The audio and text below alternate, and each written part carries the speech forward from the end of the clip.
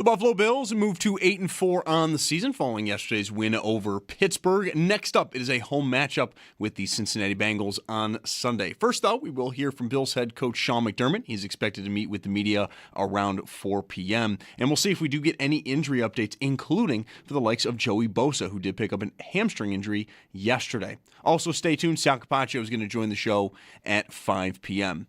Monday Night Football tonight, though, to wrap up the week. The Patriots do host the Giants, kick off at 8:15. You can listen to that game over on our sister station, the Bet 1520, and then some other notes around the NFL. Vikings have waived wide receiver Adam Thielen. Browns defensive tackle Malik Collins is out for the season with a quad injury, and Colts cornerback Sauce Gardner expected to miss a few weeks with a calf strain. To the Sabres, it is game night tonight. They do host the Winnipeg Jets. Pre-game is at 6:30 for a 7:30 puck drop.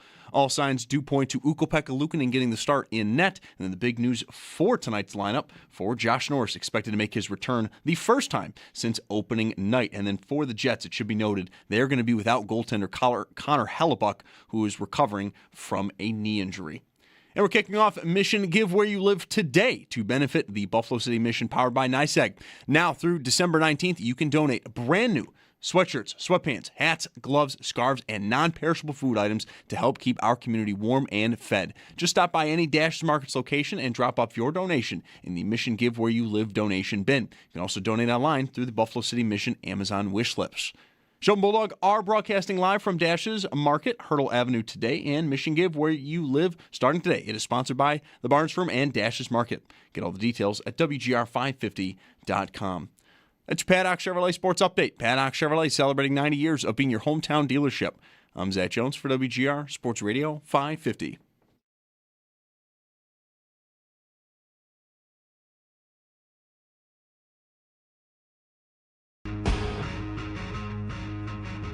It's Mike Schopp and the Bulldog. Allen going to keep it, going to look to bust it outside, lowers the shoulder, the surge pushing him forward, progress, he's in for the touchdown.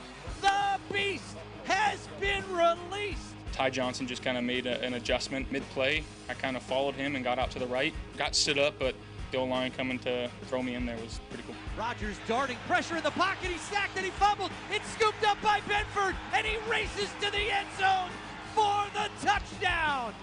Joey Bosa with his team record, 5th forced fumble of the season. Got into a rhythm there that second half. Obviously, the fumble touchdown to start the second half off. It gave us a huge jolt of energy, get the ball back, we score. Early on, we want to change that, but we figured it out, and that's what we got to be moving forward. It's Mike Schopp and the Bulldog on WGR Sports Radio 550. Is brought to you by Northwest Bank. For what's next, get started at northwest.com. We are in Bulldog territory. Dashes on Hurdle, North Buffalo. We're not in the attic, but I can see it from where we're sitting. It's lovely up there. It's a great place. Warm. Great place to enjoy a nice hot bowl of soup and a sandwich, perhaps, or a nice coffee. Yes. As is this location, the real one, Dashes, where it's Mission Give Where You Live. We are looking for all to benefit the Buffalo City Mission today. New hats, gloves, and scarves, toiletries, personal care products, anything new. Sweatsuits would be great, non-perishable food items as well. Any Dashes Market location during regular business hours today through actually December 19th, but ideally this one because now, we're here. Say hi. Yeah, we'd love to see you. I mean, I say in the ads all the time, I'm here 3 times a week. Stop and say hello. Well, I mean, I'm really, really here now for the long haul. I love it. Have you ever spent more than 4 hours in here in one trip? I don't think I've ever spent more than 30 minutes max. Because it's so close to my house, it's not like I don't have to do the shopping for the week when I come here. Oh, nice. So I was here yesterday to get some fruit. And a couple of other items, in and out. I could conceivably come here at halftime of a Bills game, get what I need, and be home in time for the second half kickoff. Oh, wow. Yeah, sure, a mile. Not even. I love this store. I love a grocery store. Saying that, a different grocery store is the most confusing place in the world. Like, why isn't everything so? At the store where I go, in the last couple of years, they have completely remade it to align with all the other stores under that umbrella, and it's still making me crazy. I hate when that happens. So, yes, but this is a great place. I exclusively, not just because I do the ads, that's been the case long before I started doing ads for Dashes. They've got everything I need here. For, me. My wife, I think, probably ventures out a little further, but for me, what does she need that's so special? I don't know. But if I'm in charge, anything I need is here. I mean, really. I mean, it's great. It's perfect for me, and it's a good size. And even if they change the layout, which I hope they never do, I don't think it would throw me because it's not so cavernously big. It's just the right size. It is just the right size. It's not small. It's not tight either. No. Some grocery stores are too tight to feel comfortable, but this one is also like right at my speed. Well, I don't want to say enough about Dashes because we'll be talking more about Dashes throughout the day. But the Bills, 26-7 over Pittsburgh. I like where you were at yesterday on postgame, which is, not to put words in your mouth, but what did you call it, a one-off? Yeah, I settled on one-off. I called it a couple other things, and I think one-off is best. I watched a couple of other discussions about and heard a couple other discussions about the Bills from yesterday today, and they were right there too. Like it wasn't a game where okay, everything's fine. No, they did what they needed to do in that game, given what they were facing as far as their own personnel availability. Down 2 starting tackles. You got a guy playing offensive tackle, hasn't played the position since college, in Alec Anderson at right tackle. And so I think, unlike the Houston game, which was really discouraging in that they did not have seemingly a plan for pass rushers beating the doors off of their guys, and they just really never had a pivot all night long.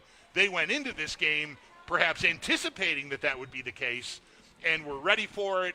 It was obviously a run-heavy day, and we'll never know what would have happened if the run game hadn't gotten off like it did almost right away. Like even in a almost scoreless first half, they ran the ball really well. They just turned it over and ended up, hurting themselves that way. But if they hadn't been able to run it, I wonder what would have happened with maybe keeping guys in to chip on T.J. Watt and Herbig and whatever, if, how the game would have gone.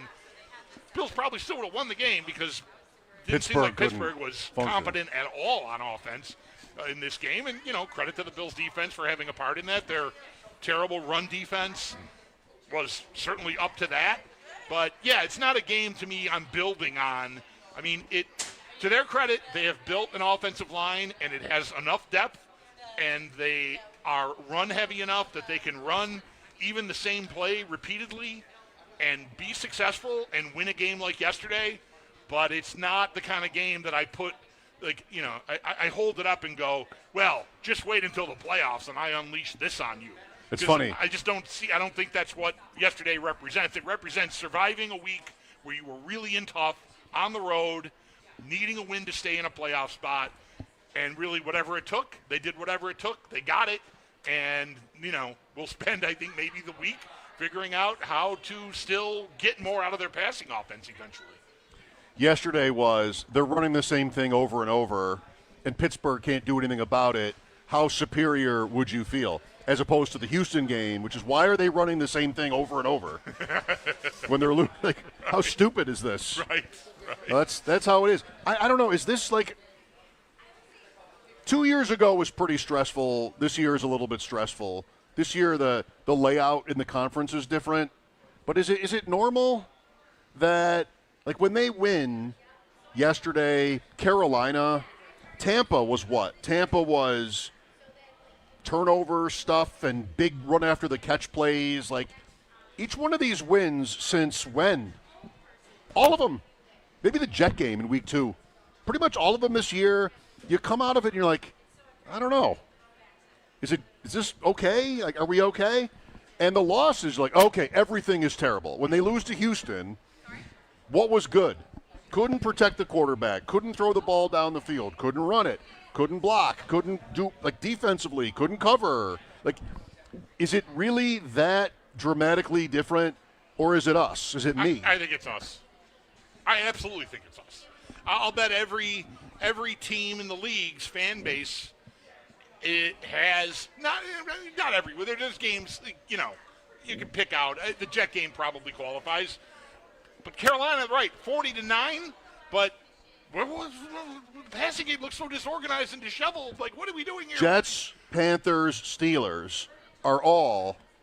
This other team cannot do a simple thing right. Like, there's not a thing that they can do. And so, you know, the Bills would deserve some credit for that. 9 sacks yesterday. Right. Did that have to happen? Just because Pittsburgh's not always going to look that incompetent. So you want to give them some credit for that. But it's mostly like these wins. Baltimore was a wild fluke win, you know, cool in its way. Miami, the home game. Miami, week 3. Really? Don't cover. New Orleans, week 4, same thing. Really? This is the Super Bowl favorite? I don't know. I think maybe, you know, I mean, the Bills are not, you know, 11-1 or whatever Kansas City was last year. But I wonder if Chiefs fans were like this last year. Because they were winning games, but it wasn't comfortable ever. Well, really. But they had a great record, and you might have felt like you're going to get served at some point if you keep trying to cut it this close. And it took until the Super Bowl for them to get served, and they got served. True, but Chiefs fans last year had the luxury of, well, you know, you don't win every year. Right.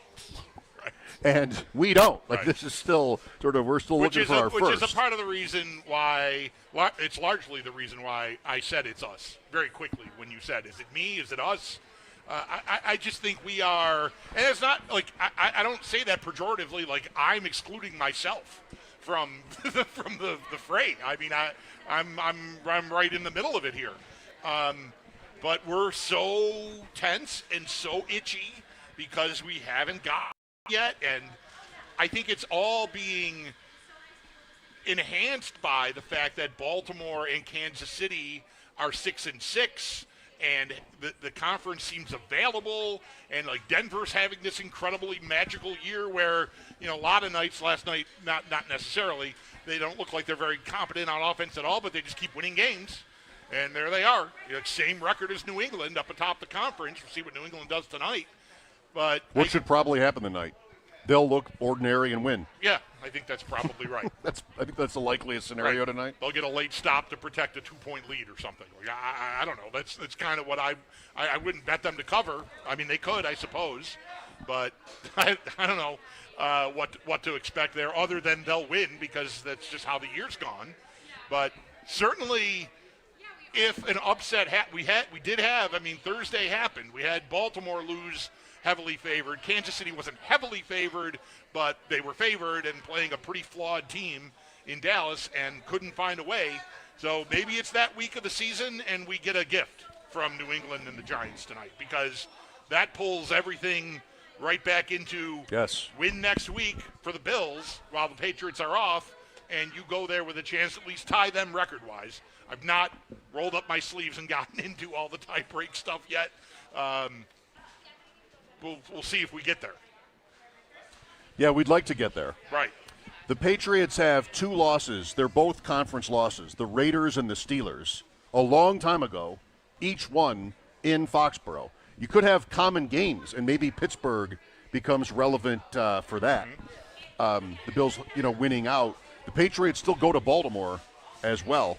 After the bye next week, they have the Bills and the Ravens back-to-back. I don't know if Baltimore's good. That's the thing about this year is put all your, I would just, you know, politely recommend, put all your Bills issues in context. Put them in perspective. And we've had this conversation here and there this year with, you know, respect to the rest of the league this year. Because really, the top 3 teams in the NFL right now by record are the Broncos, Patriots, and Bears. It's not Philadelphia. It's not Detroit. It's not Kansas City.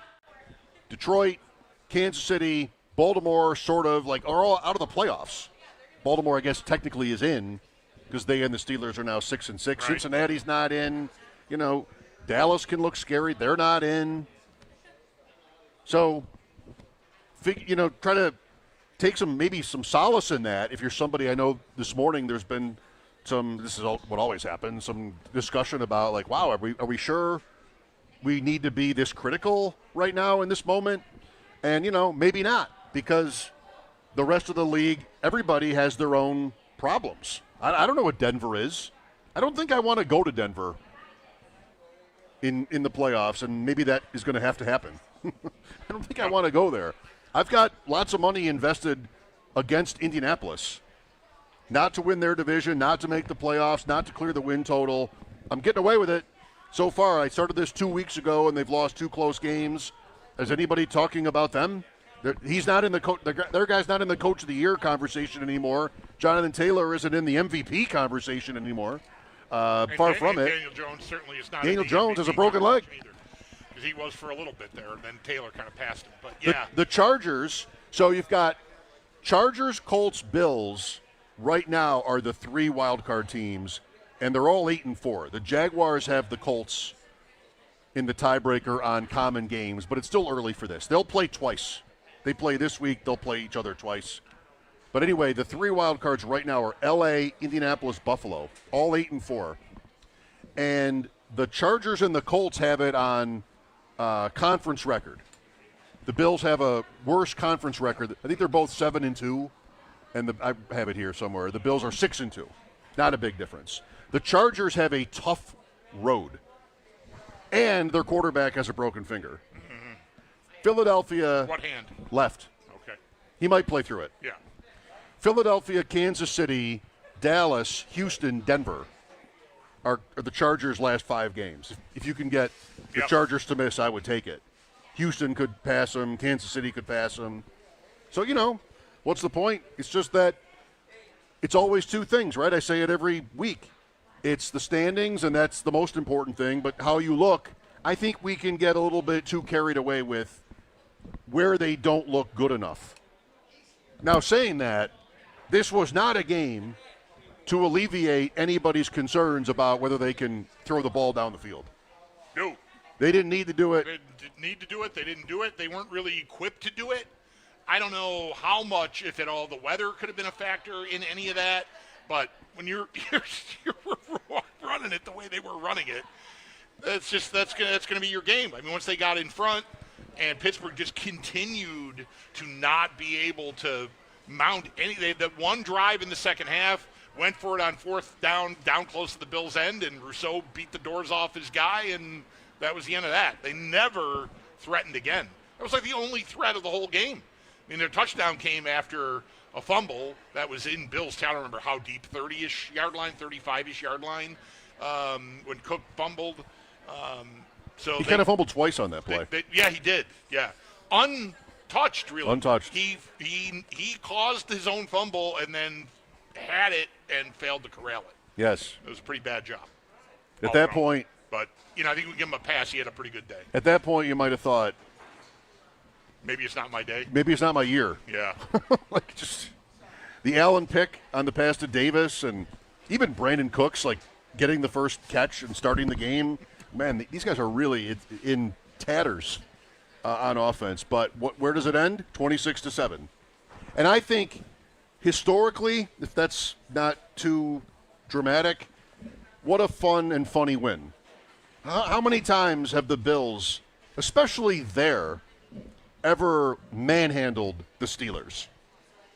You and I both grew up in a world where that would never have happened. Yeah. Let's just hope we don't have to play the Steelers, because there's no way they will actually manhandle them. The Kelly years, well, the Bills would get manhandled by the Steelers in Pittsburgh, even with Neil O'Donnell as their quarterback. Right.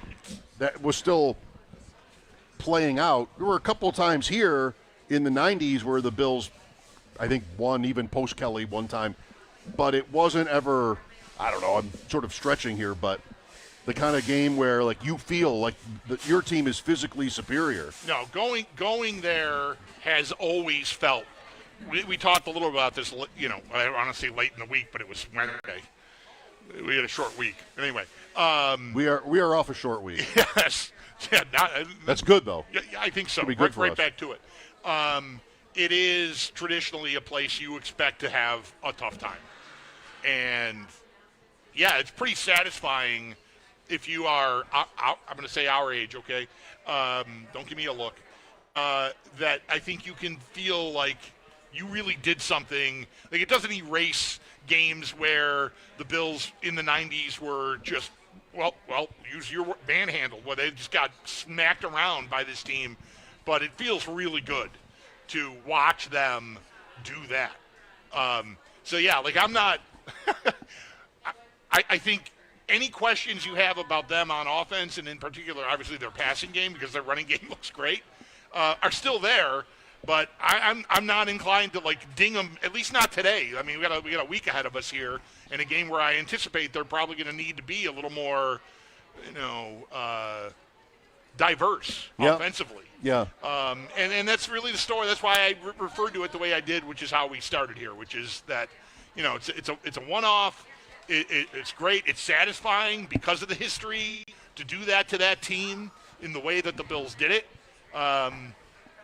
Now try to get healthy and, I don't know, see if Brandon Cooks can spring your passing game open. I don't know. That's kind of where we are. Palmer and Kincaid, I don't know how close either guy was, but they both sit, and the Bills survived that. I mean, listen, even that to say. Palmer? Right. But maybe if it was close, they win without them, and that's good because they were not in a position where they forced those guys in to try to, survive in Pittsburgh. I just think, if you're a fan who goes on the road, you go to Carolina, and that's cool. Your team wins easily.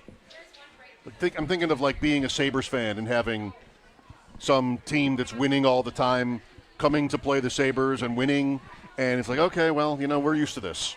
So I don't feel like that worked up about it. But going to Pittsburgh and having the fans who haven't left chant "Fire Tomlin," those are the games where you just feel like the best as a fan, I think, where this is important. Where the Steelers are at right now is important. They've had 3 coaches in my lifetime. And you've got Aaron Rodgers with tape on his nose, and, he's gray beard, looks over. And that's happened a couple times. Last year the Bills got Rodgers, and they were up 40-0. He can't handle the Bills. He is not a Bills No, he's not. Killer. No. He is not a Bills killer, Aaron Rodgers. And he's laying out receivers for skipping meetings and film sessions or whatever he's talking about last night. It's a nice touch. Yeah, really, really, 100% classy. Yeah, no, that's right. Like, even if, I don't know if fans were chanting "Fire Canales" or something in Carolina, but who cares? Who cares? If they were, right? I doubt they were. I doubt their fans even, the guy just got there. To have that effect on Steelers fans, the ones who hung around even, because that building was halfway through the fourth quarter. Yeah, and yellow. But before the Bills even kicked the last field goal, that place was 3/4 empty, it looked like. So if you'll imagine a world where this is possible, it probably is. You're a Tampa Bay Lightning fan or a Florida Panthers fan, and you're in Columbus to see your team play the Blue Jackets, and your team wins 5-1, and you're sort of kind of hoping to get into it with somebody, no one cares. Right. Like, just, buddy, good for you. Congrats. Right. I'm not dancing with you. And, that might have been Carolina, but that was not yesterday. No. That was a kind of game where the losing team really has to figure out what to do. That's just, they got punked badly by a Bills team that, as we're talking about all the time, has its own issues. Not great. Football Monday on WGR. Bulldog and I are at Dashes on Hurdle near Starin. This is Mission Give Where You Live, powered by NYSEG. We had Joe Beamer from WBEN here for the last 3 hours, and we're going to take it all the way up to the Sabres game tonight. It's a 7:45 game? Face-off, yeah. It's listed as That 7:30, but I saw word. It's Amazon Prime Canada is a Monday night. They have I've caught it every now and then on like that feed is on my ESPN Plus app. Like, oh, this game is only available here, so they're feeding it to me that way. And, so authorities are investigating 7:45 puck drop is what I heard. Authorities are investigating the merits of a 7:45. You know, when we were kids, games were at 8, though. That's right. 8. How do we manage? How do we live through that? I don't know. How do we survive that? We'll look for your calls at 803-0550. Eric Wood at 4. Sal Capaccio at 5. Pregame is at lengthy, extended Sabres pregame at 6:30 tonight. Mike Schopp and the Bulldog, thanks for listening. Football Monday continues next on WGR.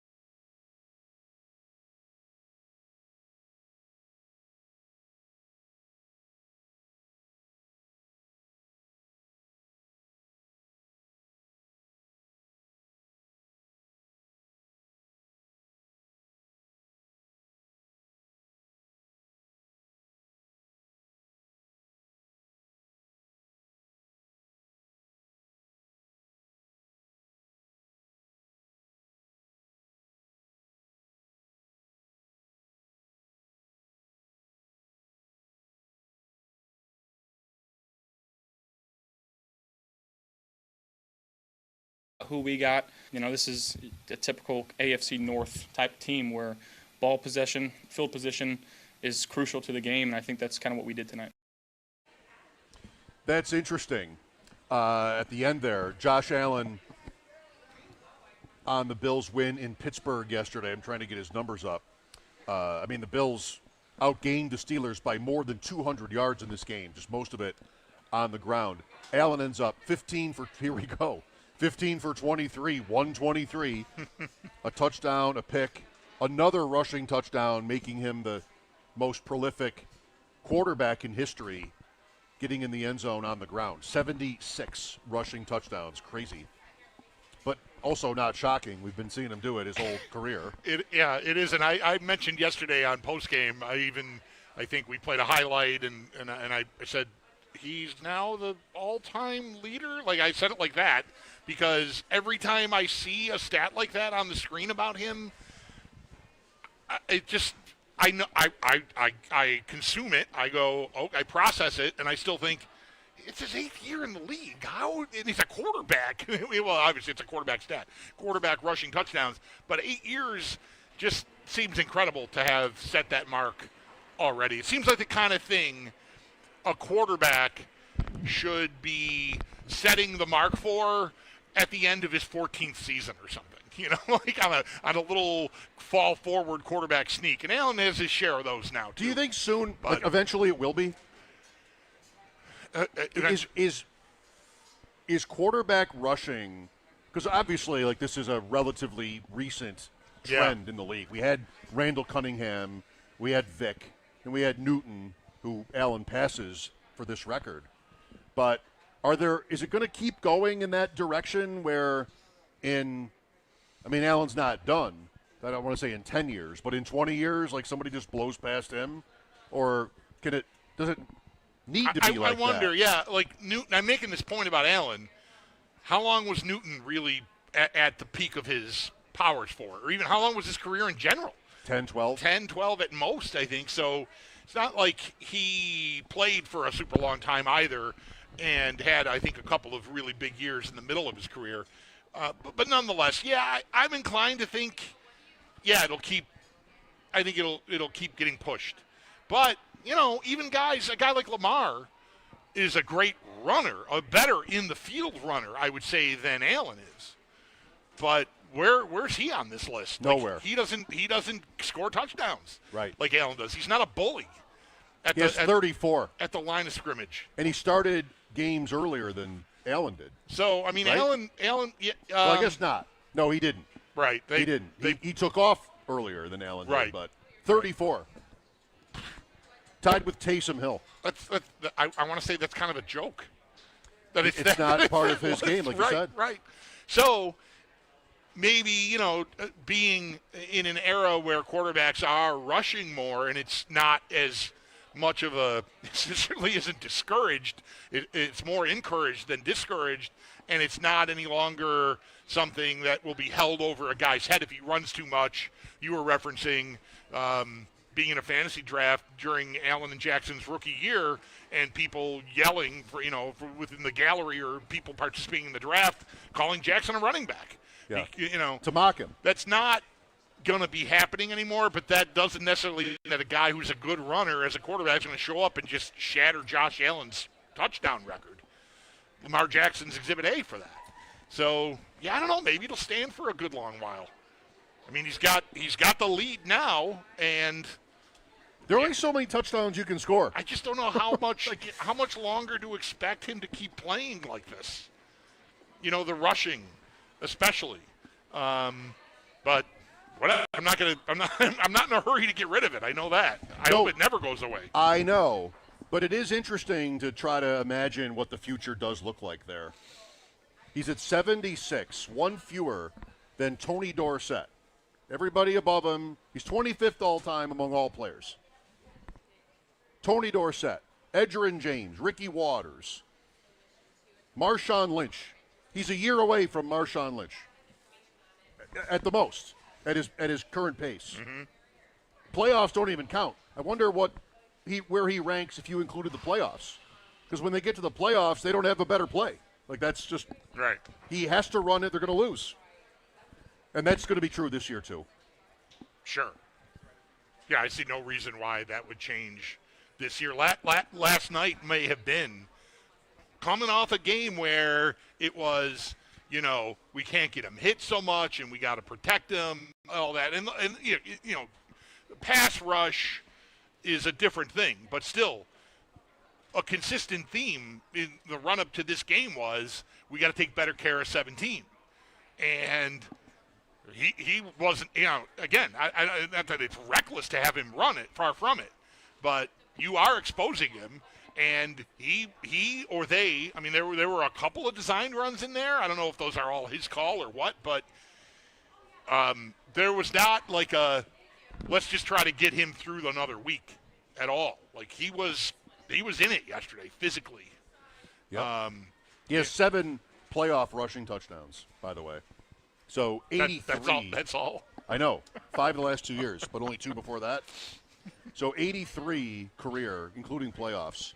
Like, I love this stuff. Barry Sanders is 99. Regular season only. Not 10 players have 100 or more. Barry Sanders Has 99. has 99. Allen is 2 years away From passing Barry Sanders. from for Barry rushing Sanders touchdowns. for rushing touchdowns if he keeps his pace up. Short career. Short career, but that's running backs. Right. Barry Sanders played 10 years. Tomlinson played 11. That really isn't that short for a running back. Now, Sanders, there was such a big deal made about him being frustrated with the Lions and walking away because he just didn't want to do it anymore. But 10 years is it's a healthy amount to give of your life to playing running back in the NFL. Derrick Henry's on his 10th year. Yeah. He's above. Walter Payton went 13. Jim Brown played 9. So the quarterback has the advantage in this Right.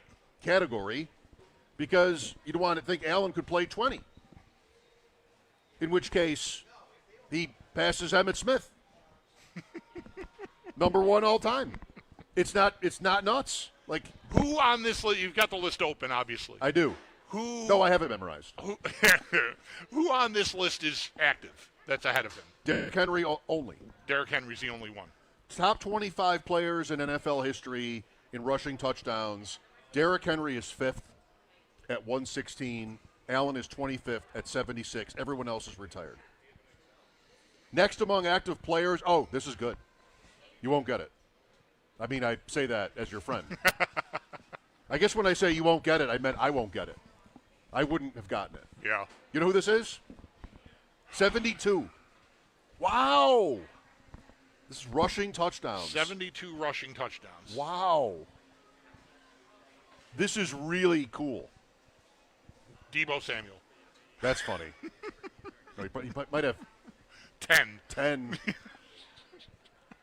I mean, this is really cool. It's a running back. Yes. Okay. Although Jalen Hurts, among active players, is 5th with 63. 4th is Jonathan Taylor. Jonathan Taylor is in his 6th year. I mean, he could double what he's got. He could get, top 5 all time, I would think. 66. There's one other active running back above him, and I never would have thought of this guy because I never draft him, and it's my fault. I never draft Henry either because why draft Derrick Henry when you could have Drake London? That's not even fair to Drake London. He's good. Yeah. I'm not going to – I don't have Jacobs. Wow. Get Right? the hell out of here. Jacobs has 72. Wow.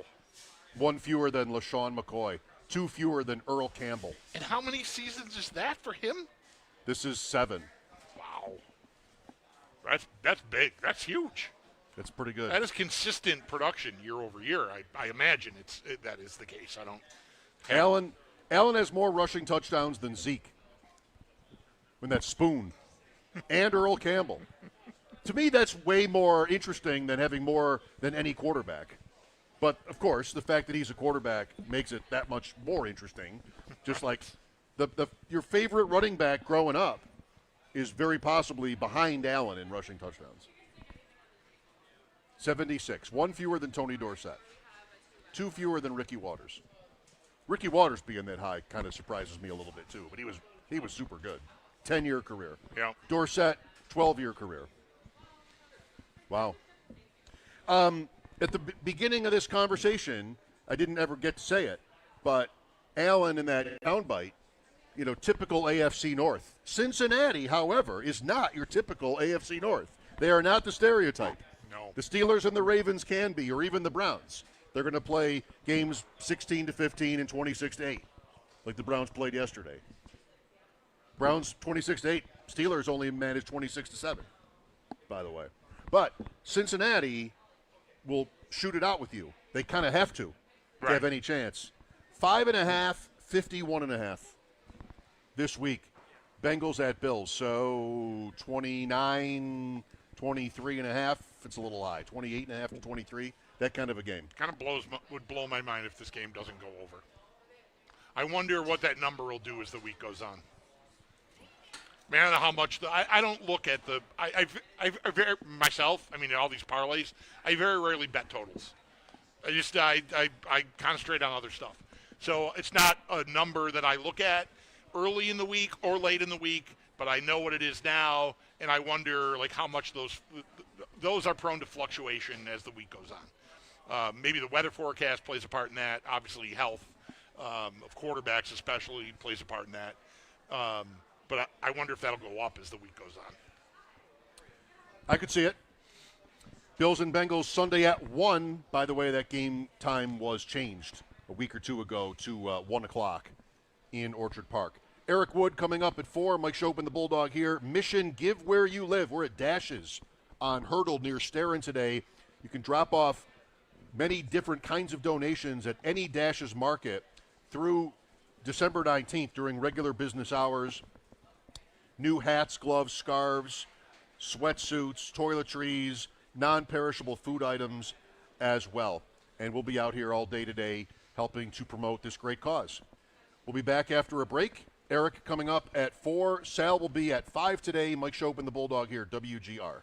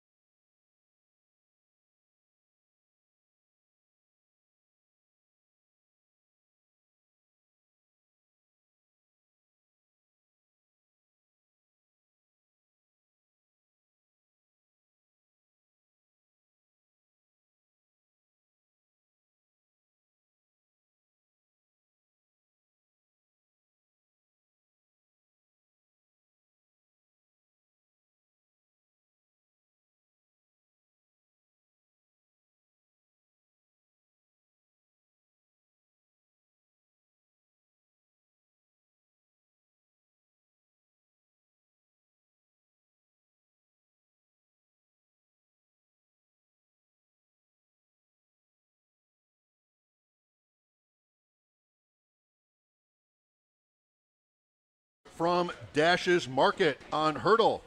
Mike Schopp and the Bulldog here, Football Monday on WGR. Bills over the Steelers 26-7. Mission, give where you live. Proud to be a part of it. WBEN was here earlier today with Joe Beamer. Bulldog and I will be here until the hockey game tonight. You can donate new hats, gloves, scarves, toiletries, personal care products, sweatsuits, non-perishable food items here all through December 19th during business hours or at any Dash's location. But this is clearly our favorite. One, because Bulldog shops here. He's really close to home. You can see his house. Two, because like they're having us here today, and I got an omelet. I mean, we're really excited about that. Large. Love it. Yep. With us, their market side cafe. I mean, really, you could just like good grocery stores now serve as restaurants too. I mean, you could just sort of have anything you want here. No one knows this better than our guest Joe Catalano, manager here at the Dash's Hurdle store. Thanks for being here, Joe. Oh, my pleasure. And having us here. What's this all about for you? Giving back. Working for Dash's for over 20 years now. Joe Dash, our owner, he's all about giving back to the community, and this is a great event, and we're happy to be part of it. Dash and Sons, right? Dash and Sons, yes. Joe has 2 sons and a daughter, all part of the company, all very involved. I might have met his daughter. His daughter, yeah, she works right out of our location, does all of our social media stuff and much more. Angela? Alexa, I'm Yep, sorry. Yep. Okay, so, well, we're excited to be here. I know Bulldog knows the store, probably not as well as you. He's a local legend. He comes in here, everyone knows he's here. When you first started, I got one question I want to ask you about what you carry. When you there's a particular beer that I love. You started carrying Lawson's Sip of Sunshine here. I don't know, 7 or 8 years ago. Maybe you know better than me. It rings a bell. And I remember when I saw that had been like a Bigfoot beer for a long time, like a beer that people used to go to the Northeast to go get at the brewery, right? And then it started showing up, places around town. And I saw it in the cooler here, and I swear, my wife would laugh at me. Every time I would come here to buy eggs or anything else, I'm like, I'm just going to get a 4-pack of Sip of Sunshine just to keep it moving. I want to keep it moving so that they keep restocking it because I want it to always be there when I want it. It's a smart move. And it is always there. And I'm not buying as much as I used to, but I love that I don't have to go looking for a beer that I consider to be one of the best beers I've ever had. Absolutely. We love having the specialty beers, all the things that set us apart from the other big retailers. Yeah, well, that worked for me. I can tell you that. And that's something I don't say in the ads because it's a little too long-winded. But this opportunity to visit with you. Congratulations. How long has the store been this remodeled version of the store? Because I've been in the neighborhood for 25 years. The remodeled version opened in May of 2019. So we've been around for a couple years now, but we love being part of the neighborhood. Neighborhood kids come in, neighborhood families. We just love being, a pillar of the community here. That is a thing, isn't it, where I do this with a certain other product, which also is alcoholic, as it happens, wanting to buy it so the store will keep stocking it. And this is without ever having a conversation with anybody at the store about it. But maybe, do people come up to you and ask you to, what to get that you don't have or keep having what you do have? Is that a thing? Every day, all day. Every day. Around the clock. What's a funny example of that? This happens all the time? It's people see a commercial for something. Shark Tank's very popular. They see something on there. They come in the store.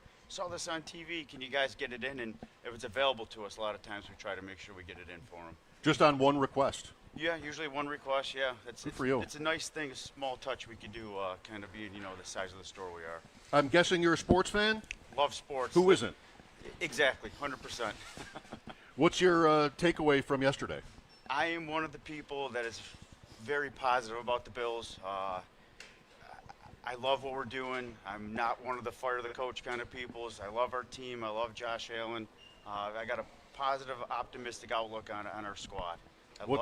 Can we work with that, Bulldog? I don't know if we can work with that. It doesn't sell. My take doesn't I'm looking at the clock. I'm glad this segment's almost over. On that note. We're really going to do. Well, no, before you go, though, scarves, mittens, hats, gloves, anything winter-related, sweatsuits, non-perishable food items, obviously, as well, and toiletries. Any of the Dash's locations now through Friday the 19th of December, right? Yep, we will all have the bins in them, all 4 Dash locations. more than happy to help you out. If you can't find the bins, just ask someone. They should be right at each entrance, and more than happy to kind of have the people come in and donate. In today's case, right next to us here in this corner, right there. Yeah. So right. easy to find. Good talking Awesome. to you, Joe. Thanks, guys. Thank you, very Joe. much. I'll see you Thank probably Wednesday. It sounds about right. Joe Catalano, manager here at Dashes on Hurdle. Eric Wood next on WGR.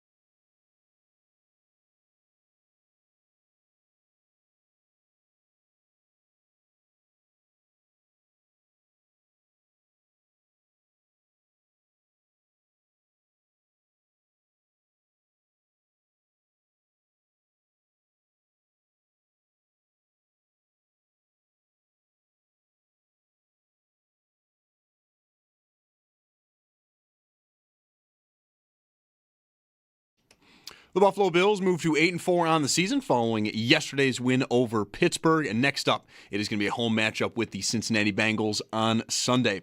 First, though, Bills head coach Sean McDermott is going to speak with the media here in the next few minutes. We'll see if we get any injury updates, including for the likes of Joey Bosa, who did pick up a hamstring injury.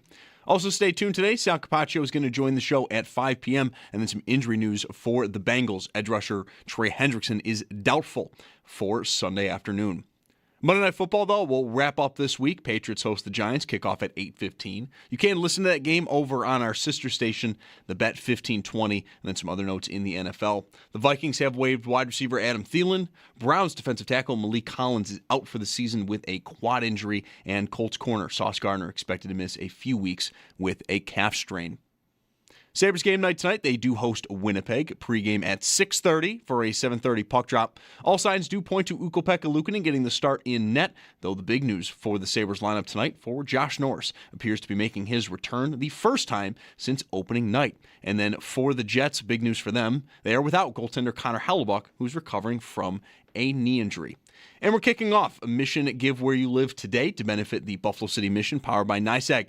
Now, through December 19th, you can donate a brand new sweatshirts, sweatpants, hats, gloves, scarves, and non-perishable food items to help keep our community warm and fed. Just stop by any Dash Market location and drop your donation in the Mission Give Where You Live donation bin. You can also donate online through the Buffalo City Mission Amazon wish list. Schopp and Bulldog are there right now, broadcasting live from Dash Market on Hurdle Avenue. And Mission Give Where You Live, starting today, is sponsored by the Barnes Firm and Dash's Market. Get all details at WGR550.com. It's your Paddock Chevrolet Sports Update. Paddock Chevrolet celebrating 90 years of being your hometown dealership. I'm Zach Jones for WGR Sports Radio 550.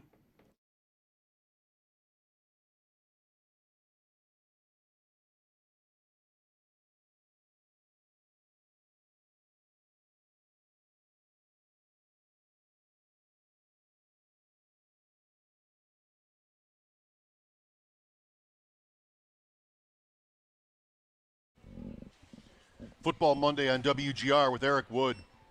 I want to share with you a quick story and have Eric be privy to it.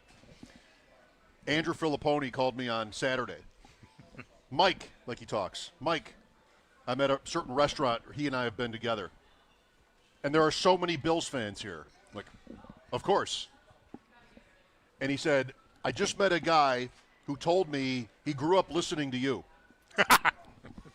And I said, and I had my son with me on speaker in the car. I said, well, I can certainly believe that. He said, Mike, he's 42.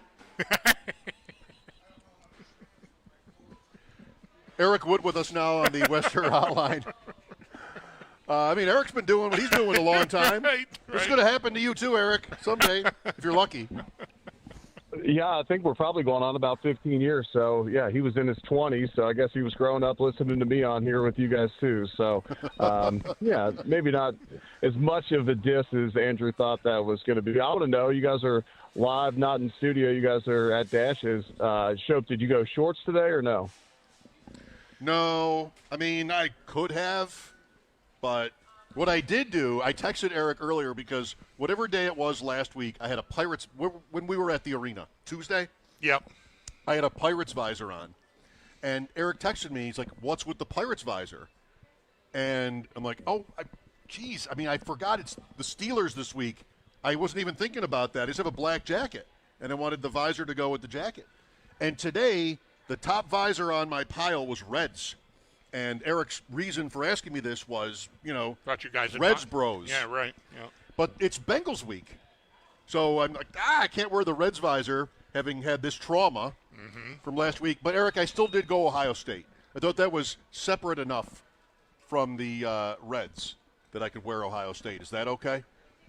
It is, yeah. I grew up in Cincinnati, and we were not Ohio State fans. There are a lot of Ohio State fans there. We were not. So it's not like there's a Bengals to Buckeyes super connection there. Yeah. Why were you not Ohio State fans? Is it either you love them or you hate them?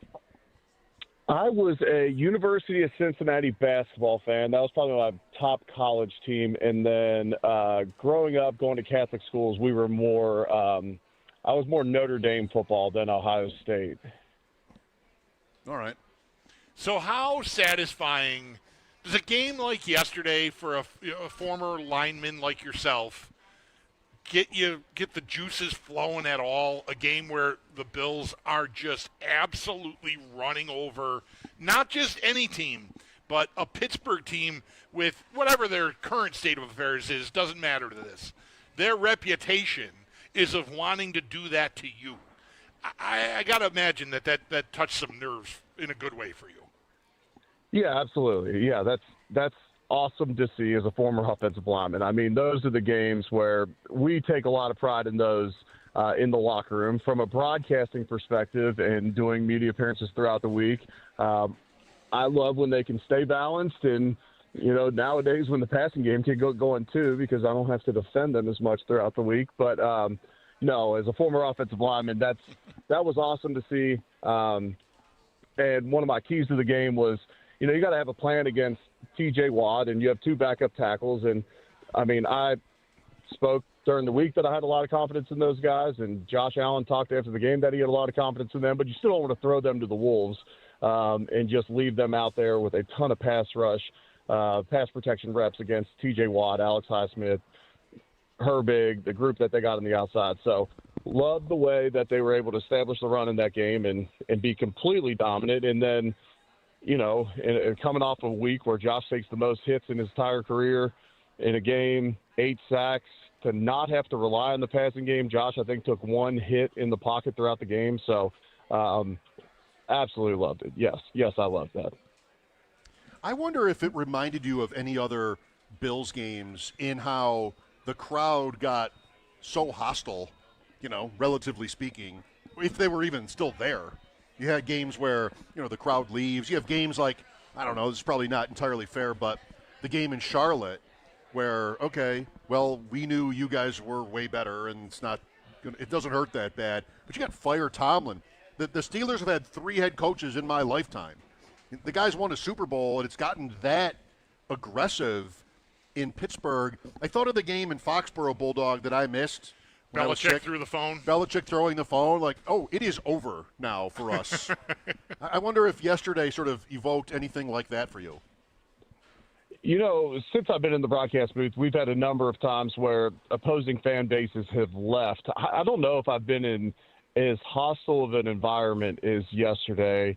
In reference to that New England game, like, New England's kind of got this, like, arrogant, apathetic crowd there where it's not the toughest place to play in the league from a, noise standpoint or how wild their fan base is.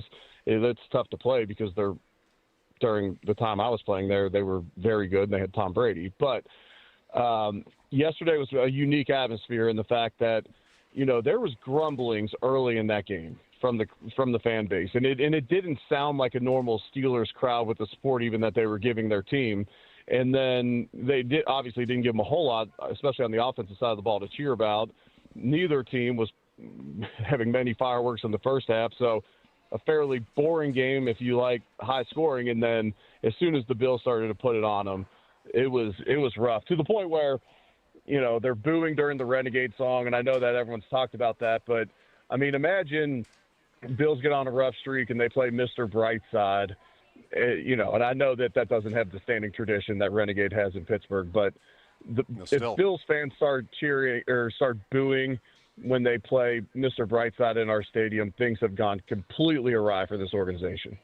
I'm always amazed at the lack of flexibility the people who are in charge of that sort of stuff inside the stadiums seem to have.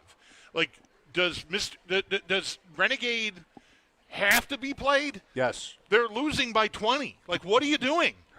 Does it get played no matter what? I mean, yes. I haven't followed it that closely. The first time I ever heard about it was back when the Bills won there with Trey White, like whenever that was, 17. We talked about it. 19. 19, thank you. I think. And like, Matt Barkley's on the sideline waving his parka around above his head, and the Bills sort of embraced it. That's when I found out that the Steelers have this tradition. But it seems like the kind of thing you should not – it's like playing the goal horn when you're down 6-0 with 3 minutes to go in a hockey game. Maybe lay off the goal horn right now. Like, I think Renegade should have been skipped yesterday. It definitely could have. So, like, my understanding, and I've played there and called games there probably 6-7 times, and it's to start the fourth quarter. It's like that TV timeout going into the fourth quarter. The crowd just starts going nuts. Well, they didn't do it then. And I said to Chris Brown during the TV timeout, I said, wow, they're not even going to play Renegade today.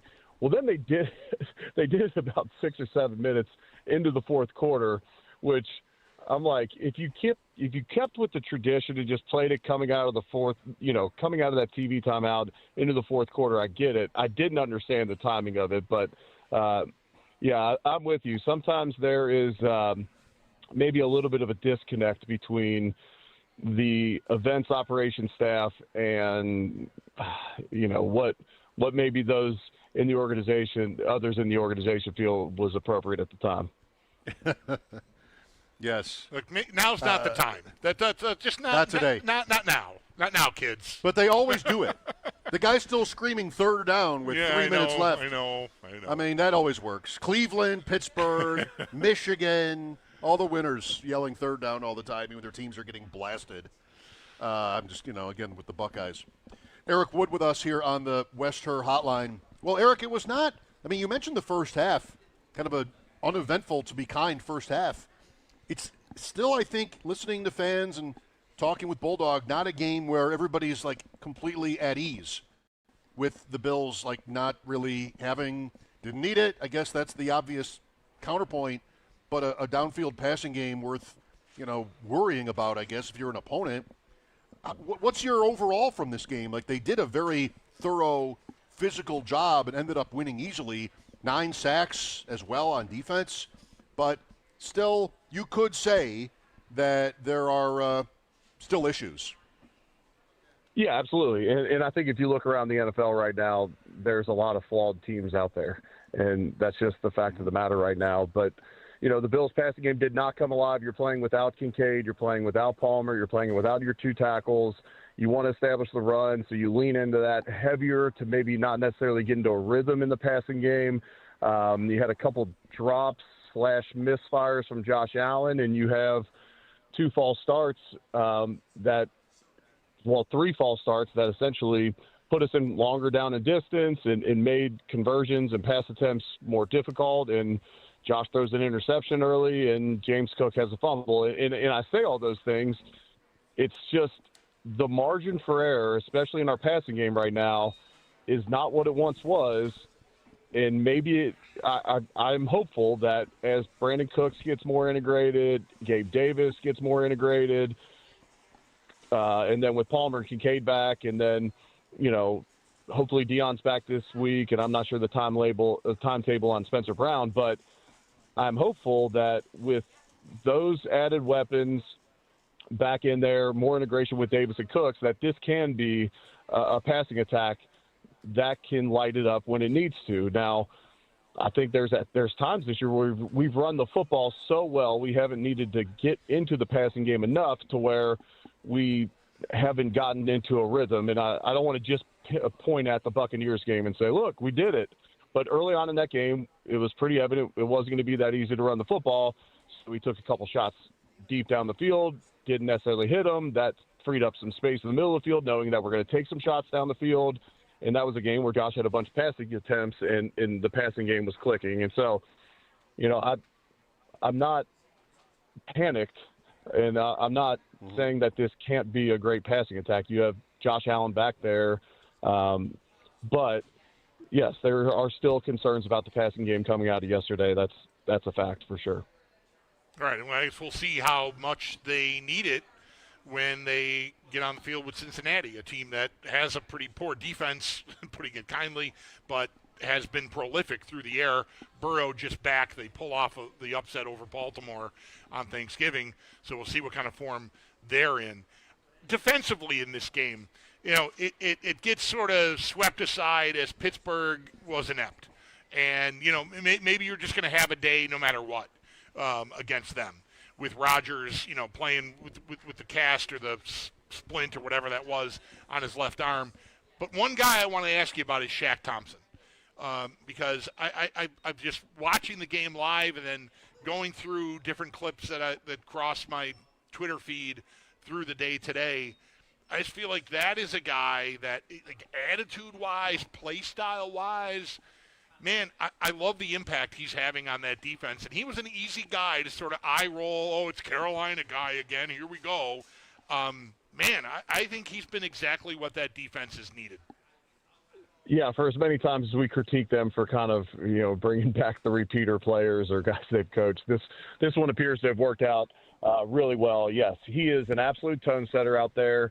I believe it was Joe earlier today on WGR I saw where he was showing about how the difference in yards per carry when he's on the field as opposed to off of the field or not playing in a game is dramatic. When he's out on the field, teams are rushing for less than 4 yards a carry, and on the season we're giving up around 5 or more per carry on the season. And so he's definitely making a difference out there. He's bringing a veteran leadership, a toughness.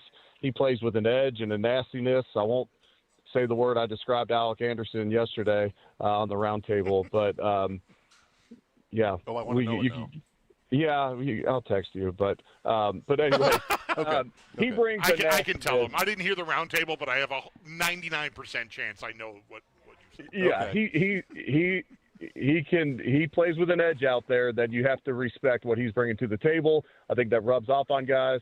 Also, with the amount of injuries that we've had at defensive tackle, having a bigger, more physical linebacker in there, I think, helps out this defense. Milano and Bernard are lighter players. They shoot gaps well. Well, at times when our D tackles aren't keeping those guys off the second level, they can get engulfed by the offensive lineman. Shaq Thompson's a bigger, more physical player at that second level, and I've been impressed with him. I had concerns about him, making it through a season at his age, coming off an Achilles, a hamstring in the preseason. Well, now it's the final stretch of the season. You're not saying, okay, we need to preserve this guy anymore. We're in December football now. This is the final push, and then through the playoffs, I feel like he's got to be a guy that's out there every single Sunday. Now, if it's a platoon system with passing downs and whatever it may look like, this is a guy that I want to see out there each and every Sunday the rest of the way. That's exactly where I'm at. Okay, I think, and Bernard is the player that isn't getting mentioned here. Oh, you did just mention he and Milano in their style. That's an athlete, and that's pass coverage, but it is not someone who's as physical at the point of attack. And he's also been playing, I think, on one leg for a lot of the year, Bernard. Right? Yes, and look, I'm as big of a fan as Terrell Bernard as there is. I think he is an excellent linebacker. When he's healthy, he's so athletic and fast, and he's smart, and he's instinctive. When he shoots gaps and makes plays in the backfield, he can rush the passer well, he can play well in coverage. Those are the types of linebackers you have to game plan for. A guy that, doesn't make plays behind the line of scrimmage. He fills up the stat sheet with, 10 tackles a game, 5-6 yards down the field. Those guys are just guys. You can find those all throughout the league. I think when fully healthy, Terrell Bernard is a difference maker at linebacker. It's been evident this year that he's had likely multiple things bothering him to take away that athleticism, which is the main strength of his game. Eric, so you made a point that I'm hearing a lot, how, nobody – we even talked about this an hour ago. Nobody's that good this year. There's no clear – we got done with last season. Everybody agreed the Eagles had just the perfect roster. They were too good for the league. Who is interesting in the AFC? The Bills still have a problem getting to first place, but they did a great job for themselves yesterday in the playoff picture. The idea of going to Foxborough, which the Bills will do in less than 2 weeks, or Denver, which we got to look at last night, maybe even Houston again or Jacksonville. Is there a team that you think is especially interesting, even, in the NFC if you want, but because this is the conversation right now, is how the Chiefs are out and the Ravens look bad and the Bills have had their challenges. Is there one of these other teams you think the Bills would prefer to avoid, say? Probably Houston, just based upon the fact that they've had our number, and defensively they are very strong. If they stay healthy defensively, that is an elite unit on that side of the ball. Going down there, it's a very, very loud stadium to play in. Going to Denver, they have a good defense. Bo Nix, I got to watch the entire game entire game last night on my ride home, and I understand they're playing against Washington, and if Benito doesn't tip that pass, they lose to the Commanders, who aren't a very good football team at this point and playing with a backup quarterback. But Bo Nix seems to be a guy that's going to be a legit quarterback in this league. But neither of those teams the Bills are likely favored in both those games, even on the road in the playoffs. And so, I think it's pretty wide open. And, just to take it back to the Bills, if we can catch some luck with injuries and get healthy heading into the playoffs and get some guys back and avoid some other catastrophic injuries like we've seen this season that have really hurt, the defense in particular. But I don't think anybody wants to play the Bills in the playoffs either. We're talking about who we'd want to avoid. I don't think anyone wants to face the Bills in the playoffs either. You talk about Josh Allen in a one-and-done situation, and he's probably the guy that everyone probably fears the most in the AFC right now. I mean, especially when you look at the playoff picture, the Chiefs, if they get in, Patrick Mahomes has just done it so often in the postseason, you throw him in the mix there as well. What do you think about this? Like Denver. I'm the idiot that thought Spencer Brown and Deion Dawkins were going to handle their business last Thursday in Houston. I saw Denver with the reputation they had last year coming into this stadium. Now, going there I know is different, just like going to Houston would be different, but I don't think that's out of my league. Like, I just don't. I mean, the Bills hammered that team last year in the playoffs. They did. And the key guys are still the same key guys. So, I don't know, maybe, does home or road make that much of a difference? I know Eric Chris made the point, I think, to us even on the roundtable before the Thursday game in Houston, that defense in their building is a very different thing than being on the road. Would Denver sort of fall into the same idea? I'd imagine so. That's a pretty loud stadium. Dealing with that elevation can be difficult. You're generally more winded than you are playing at normal elevation as opposed to playing in Denver. But no, I mean, like I said, I think I'm not even just trying to make a homer take here. The Bills are likely favored against all those teams in their building. New England too? I'd assume so. I mean, we'll see what the line does in a couple weeks, but I'd assume the Bills will be favored in that one. And they got Milton Williams out, their left tackle. Campbell's out now. Obviously, a game tonight that they should beat the Giants, but heck, there was 8 upsets according to the point spread already this weekend. Let's see if we can get one more and make it a lot more interesting. Their starting center. Sorry, I thought you were winding down. I didn't mean no, you're fine. To jump in. Their starting center is on the injury report with an illness, questionable too. So they're already down 2 starters, and they could be down 3 if he doesn't feel better by kickoff tonight. I mean, is that an important position? Center. Put anybody in. No, not very. Not if you have really good guards. Well, not if you have good guards. Right.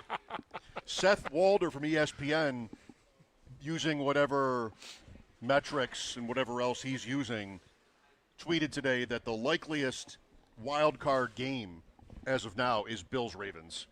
And it looked like that a week or 2 ago also. But he had it 24%. Not, more likely than not, but more likely matchup than any other matchup, AFC or NFC, would be Buffalo-Baltimore at 4-5. Bills are maybe favored there too. The Ravens don't look good. I mean, Pittsburgh looks worse, I guess. Cincinnati comes in, and they're live, right? Yeah, two games back right now. And Pittsburgh looks like they're falling apart. Lamar Jackson has really struggled these last few weeks. Everyone talks about how Lamar's developed as a pocket passer. He has developed as a pocket passer, but that's when the threat of the run was there as well. So all your coverages are dictated on the fact that we might even need 2 guys to contain Lamar if he gets out on if he breaks the pocket. Well, between the hamstring, dealing with a toe, or whatever else he's got going on, he can't break away from people right now, and that offense is really struggling. And John Harbaugh's taken a lot of criticism. Now, some of it's likely Monken with the times of the games where they just refuse to give Derrick Henry the ball. It's an interesting situation there in Baltimore as well.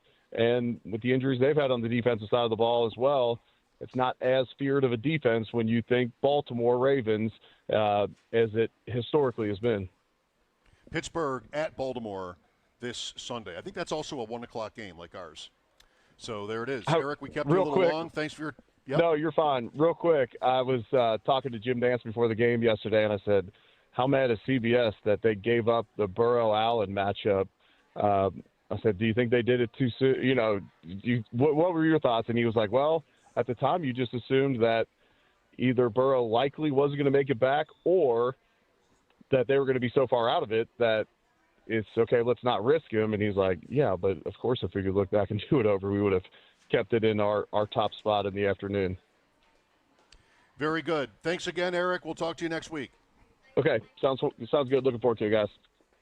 There you go. It's our man Eric Wood. His appearances on WGR brought to you by Northwest Bank. For what's next, get started at northwest.com, and by Northtown Kia, West New York's #1 Kia dealer. Shop at northtownkia.com. I think it might be a Fox game, actually. Because the game they switched it with. Yeah, that's right. It is. It is. Because it wasn't yesterday when they showed like next week's games during the CBS, it wasn't there. And I thought, wow, that's weird. Where's the Bills? Oh, yeah. It's Fox. I wonder I don't know what they switched it with. Maybe Chicago, Green Bay? I'm not sure. Mike Schopp and the Bulldog at Dash's Market on Hurdle. Mission Give Where You Live. We'll tell you more about the fundraiser to benefit the Buffalo City Mission that kicked off today when we return here on WGR.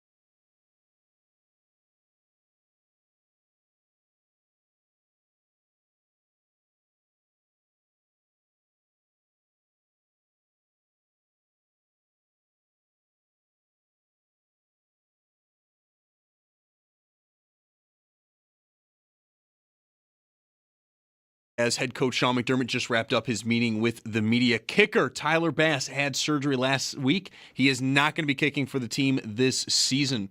Deion Dawkins, he is still in concussion protocol, and then the Bills are going to see how this week goes with Joey Bosa and his hamstring injury. There was some good news. Terrell Bernard, Spencer Brown, Dalton Kincaid, and Josh Palmer are all considered improving. And then on the Bills side, on the Bills' opponents' side of things, the Bengals edge rusher Trey Hendrickson is doubtful for Sunday. And we'll get more on the Bills when Sal Capaccio joins the show in just about a half hour at 5 p.m. Monday Night Football tonight, the Patriots do host the New York Giants. Kickoff is at 8:15. You can listen to that game over on our sister station, the Bet 1520, and that is because it is Sabres game night tonight. They are hosting Winnipeg. Pre-game at 6:30 for a 7:30 puck drop. All signs are pointing to Ukko-Pekka Luukkonen getting the start in net, but the big news for the Sabres lineup tonight, for Josh Norris makes his return the first time since opening night, and then for the Jets, they're going to be without goaltender Connor Hellebuck, who is recovering from a knee injury. It's Paddock Chevrolet Sports Headlines. Paddock Chevrolet celebrating 90 years of being your hometown dealership. I'm Zach Jones for WGR Sports Radio 550.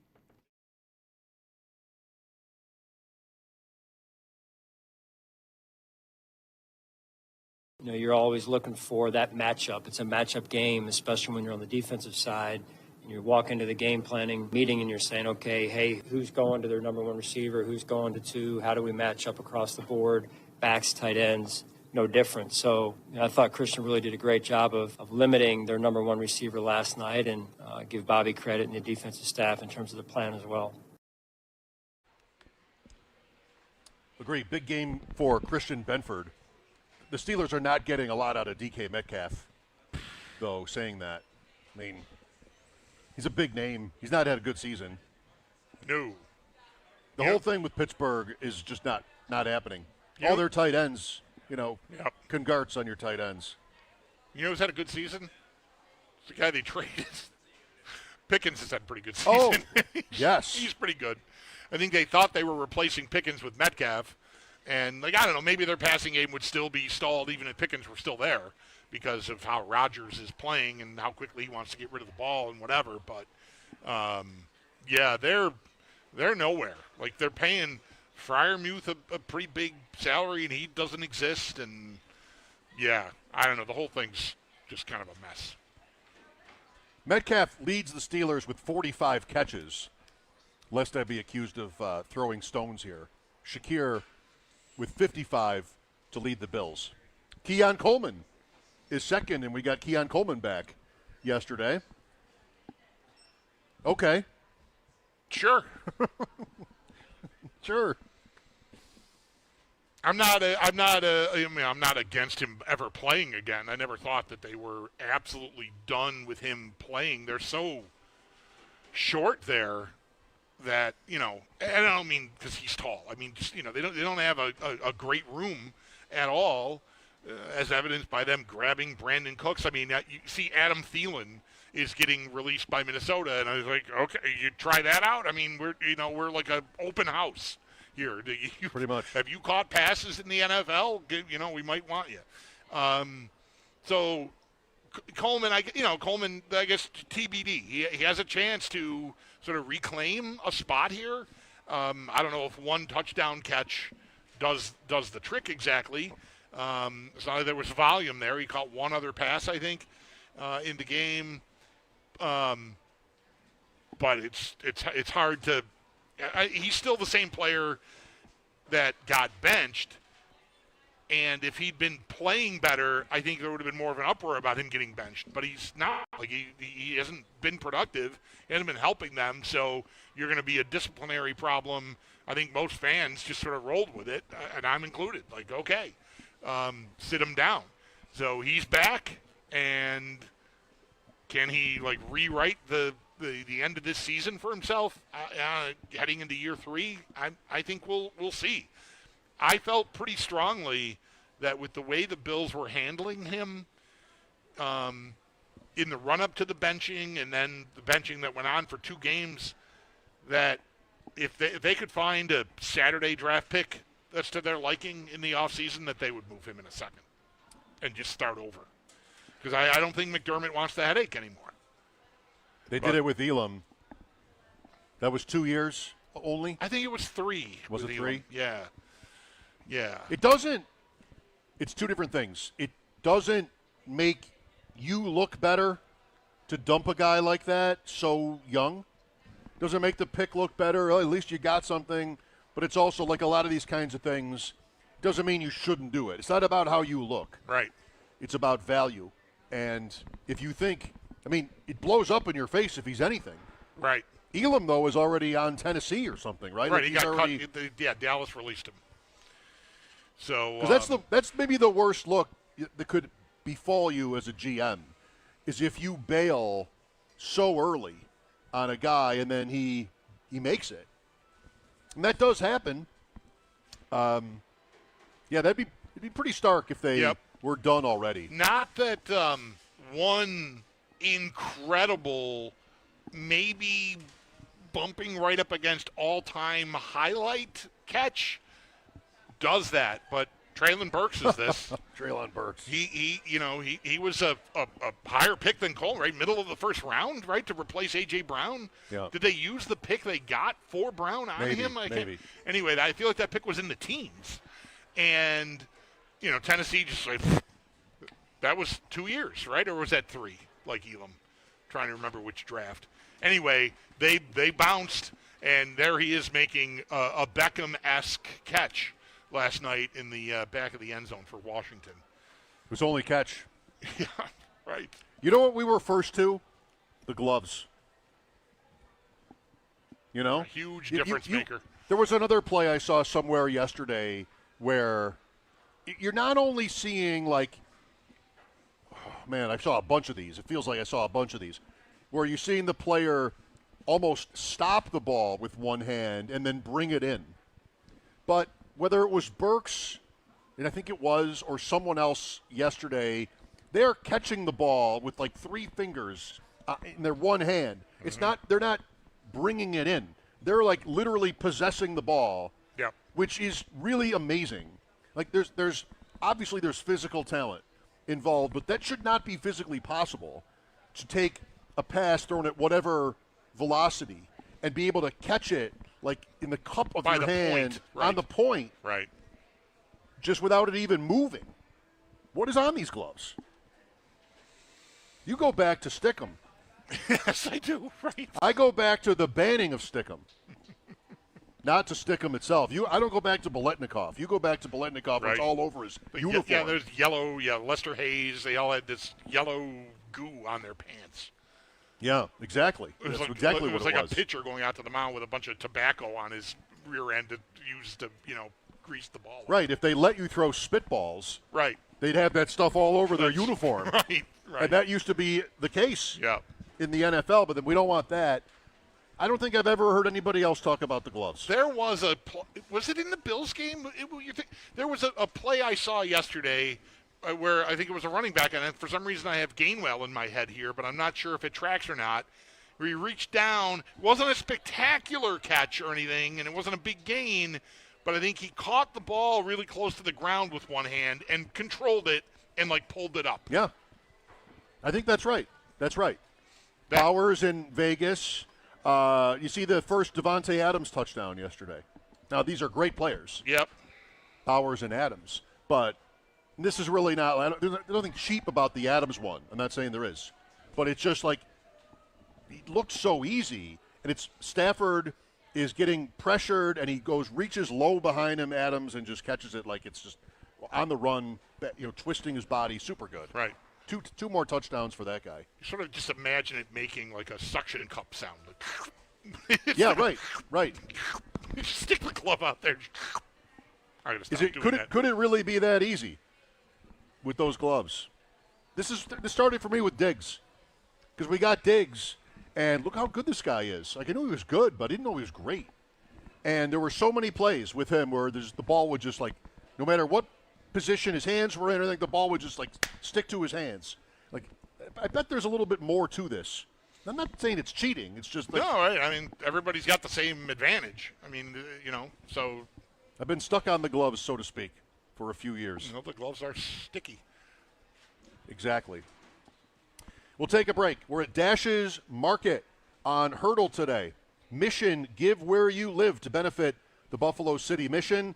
Dashes is accepting donations through December 19th at any of their locations during regular business hours. This is new gloves, hats, scarves. They don't have to be the NFL gloves. The sticky catch gloves. Toiletries, personal care products, sweatsuits, non-perishable food items, all graciously accepted here at Dashes today, again, during regular business hours and through December 19th. Our honor to be a part of it. Sal coming up at 5. Sean McDermott gave an injury update today, such as it was. Maybe the newsiest thing is I think he said Bass is pretty much done for the year, but not a lot of new information, it seemed to me. We'll see how Sal reads it in about 20 minutes. The Sabres are home to Winnipeg tonight, 6:30 pregame. Mike Schopp and the Bulldog here, WGR.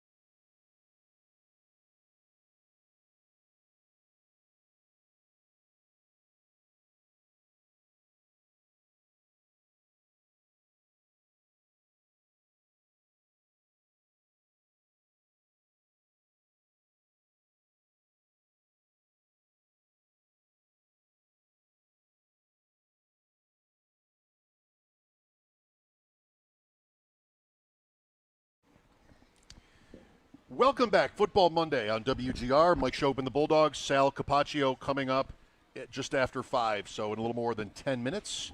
Monday Night Football is New England hosting the Giants. The line as of this morning was 7.5. I don't know it to be different. Just intuitively it feels low. So for me, that would be like bet the Giants. It's not like New England is killing people. They're just winning. But I'm not – it's uncomfortable. You know, it's like Washington last night would have been to bet Washington against – they were home. Giants are on the road here. But that's the courage, that's the nerve that it takes sometimes to be willing to make a pick that doesn't feel right at all. That could be the Giants. Plus 7.5 at the Patriots. I like the points there. This isn't the line or anything, right? We're not, no. You're on your own here. I think I like the points. Not just wishful thinking. The Patriots are down a left tackle, a very good young left tackle, rookie, Will Campbell, a guard, and maybe their starting center. The one thing I thought about the Giants going into the year, I've not really sat and watched any Giants games this year. Oh, you should. Was that they would be probably a handful up front with what they have pass rush-wise. And I think the Abdul Carter has been maybe a little bumpy is the impression I get. But I felt like they would be really hard to deal with up there. And if the Pats are down 2 guys, maybe 3, I don't know. Like that's enough to make me think they can keep the game competitive anyway. So I would take the points. Obviously, we'll all be pulling for a Giants upset. I mean, what a week it'll be if they drop a game like this. And it's happened. It happens to the Rams lost to Carolina yesterday. I watched a lot of that. I don't know what Carolina exactly is. They've had this year where they got annihilated by the Bills. They annihilated Atlanta. They're beating the Rams. They beat Dallas. It's a wild, fluctuating kind of team. But the Patriots have not really had, since they turned the ball over like crazy against Pittsburgh. Maybe they got this out of the way early, right? They had the Week 1 loss to the Raiders. They have not had a game here where it's just like really, I don't want to say hard because I'm not taking notes and watching them that closely. But they're winning, and they just keep getting by. And it's hard to just keep winning in the NFL. So, I don't know, maybe the Giants can get them tonight. Last run of games for the Giants, we knew right away that their schedule was brutal. When they beat Philadelphia pretty good on a Thursday night. Lost to Denver 33-32 in Denver. Lost to Philly by 18. Lost to San Francisco by 10. Chicago by 4. Is that a good loss? Then they lost to the Packers by 7, and then in overtime to Detroit, at Detroit last week. So they're playing good teams, and they're in these games. Yep. But they're also 2-10. That's the Monday night game. We'll have the Sabres tonight, home to Winnipeg. Pre-game not until 6:30. Sal Capaccio after this. Football Monday. Mike Schopp and the Bulldog from Dash's Market on Hurdle in Buffalo. This is WGR.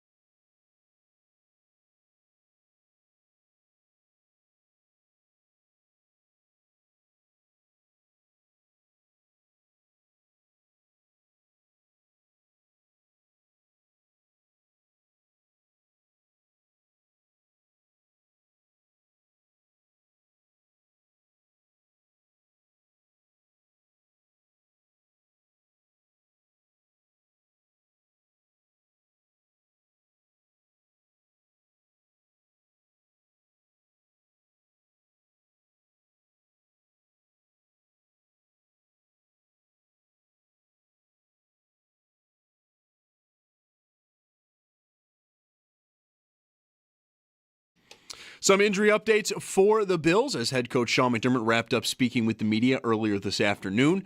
Kicker Tyler Bass had surgery last week. He is not going to be kicking for the team this season. Deion Dawkins is still in concussion protocol, and the team is going to see how this week goes with Joey Bosa and his hamstring injury.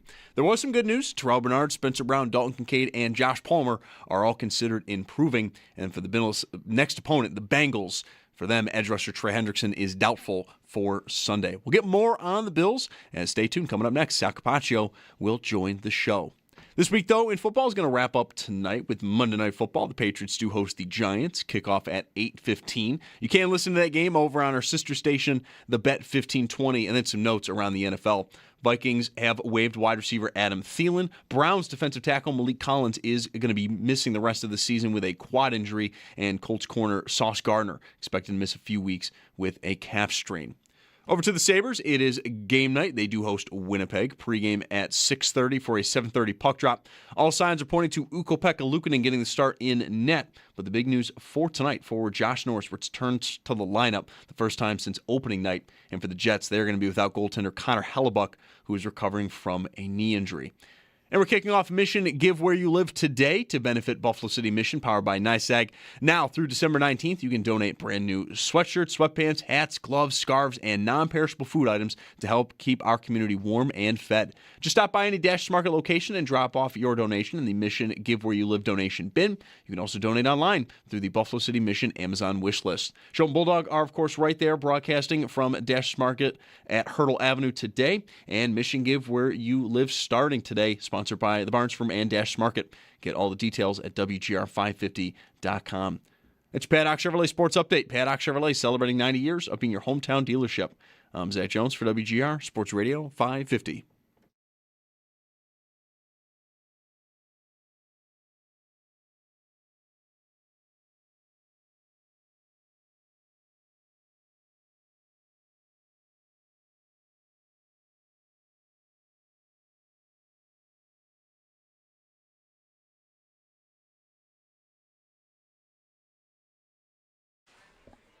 Thinking how we'll talk about this, of course, with Sal here. The Bills win in Pittsburgh. Were they going to bring that up? Yes, we were going to bring up this game. But just like this is, I know how most football people are wired. There's winning, and there's winning like that, to the extent that the other team can't do anything. The fans are leaving. They're chanting to fire the coach. I mean, it's one of those games. I watched 3 games this weekend that were similar in this way, including the Bills game. Bears-Eagles. So you're watching Philadelphia. Another one of these teams, right? They're good, actually. Yeah, right. You know, better than the Steelers. And they're just getting run on to death by the Bears. You're sitting there like, this is impossible. And you're completely emasculated. Michigan by the Buckeyes was this, where they could not get off the field. 20-play drives. They just could not get off you're there, your home team, proud, all of it. Eagles, Michigan, Steelers, and there may be others. Were just like, I think that's like the worst case scenario for you, where you're losing at home like that. Sal was there for Bill Steelers. Sal, we talked to Eric Wood earlier and asked him what maybe yesterday compared with through the years for a game like that, where the fans are just so demoralized, you know, and getting to the point that the Steelers fans got to. Is there a game for you like this? What was it like to be there? Oh, boy. I don't know if I had a game specifically that would be like that for. I think maybe I could compare it to, not exactly similar, but when the Bills really started to take over the division and going to New England and beating them after New England had so much success over the years, right? And because I remember one year where they were booing. Like, New England fans were booing at their team, and it was like, oh, my God, like, this is it. Everything's turned here. And that reminded me of it. This game was, I mean, the Bills just took their soul. It was incredible. And I'll tell you a little anecdote here. I didn't hear Eric. I don't know if he talked about this, so I apologize if he did already. But right in the fourth quarter starts, they play Renegade, right? We always know they do that. Remember 2019, the Bills kind of made it theirs. Like, we're going to take it from them. Right. And, you know, they had Matt Barkley with the jacket, and the Bills did a shot play.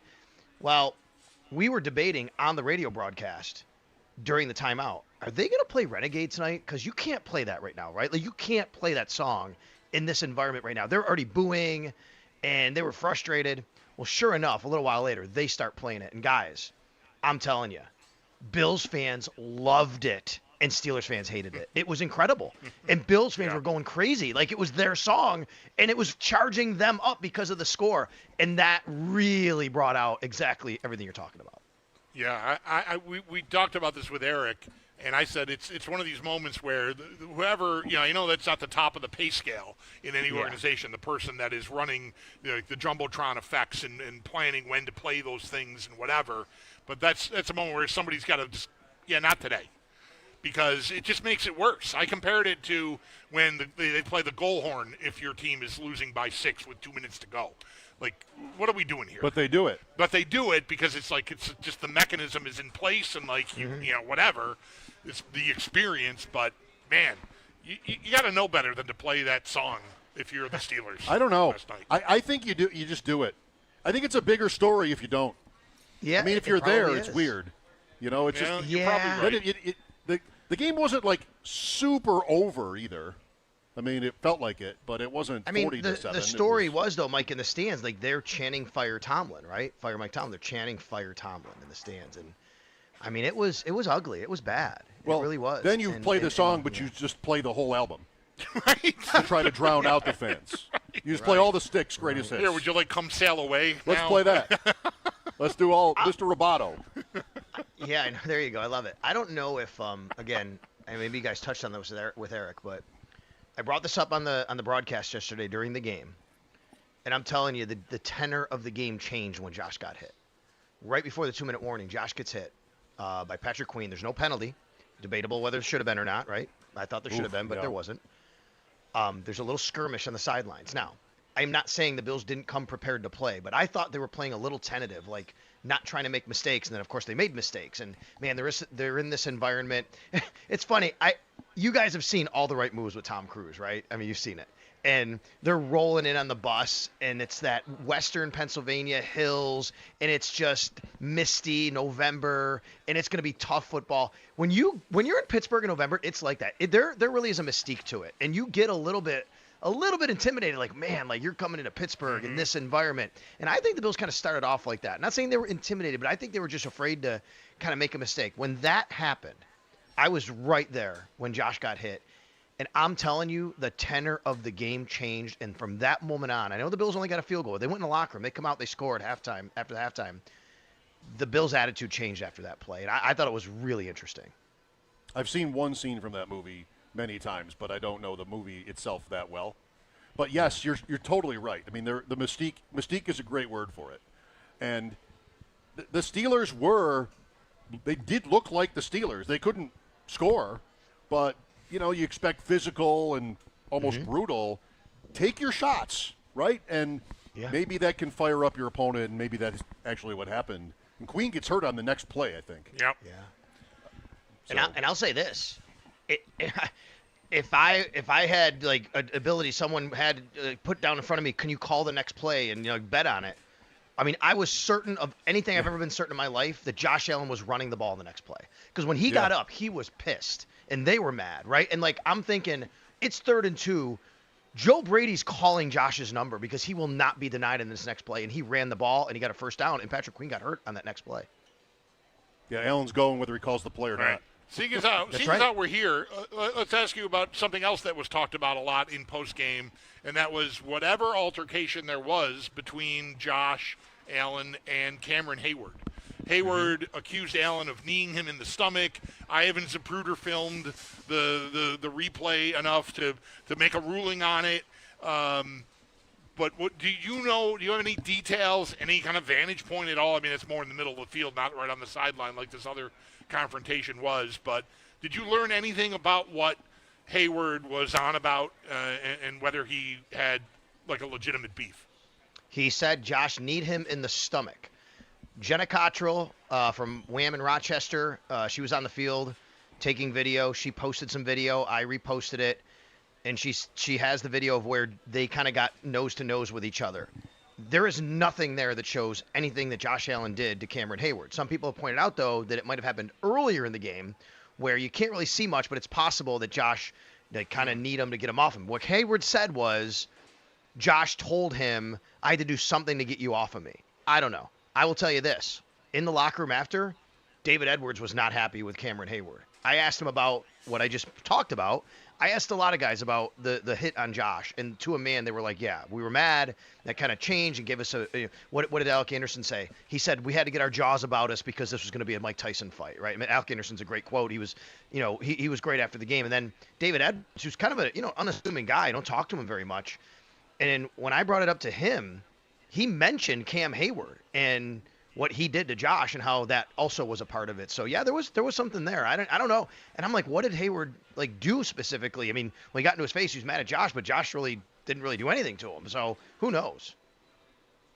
Yeah, you want to give Hayward some benefit of the doubt that, he's man of the year.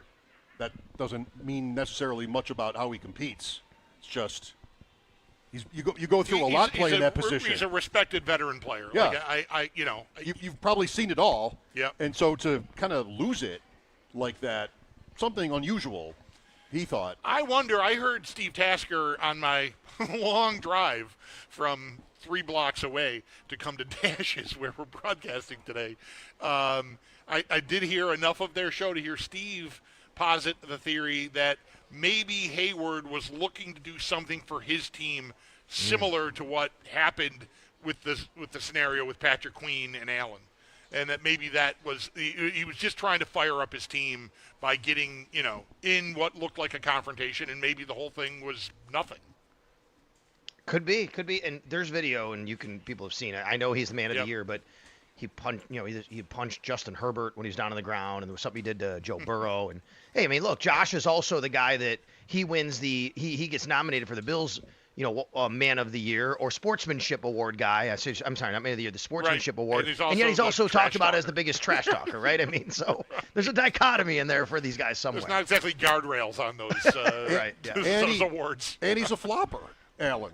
Right. And which has probably hurt him on the Queen play.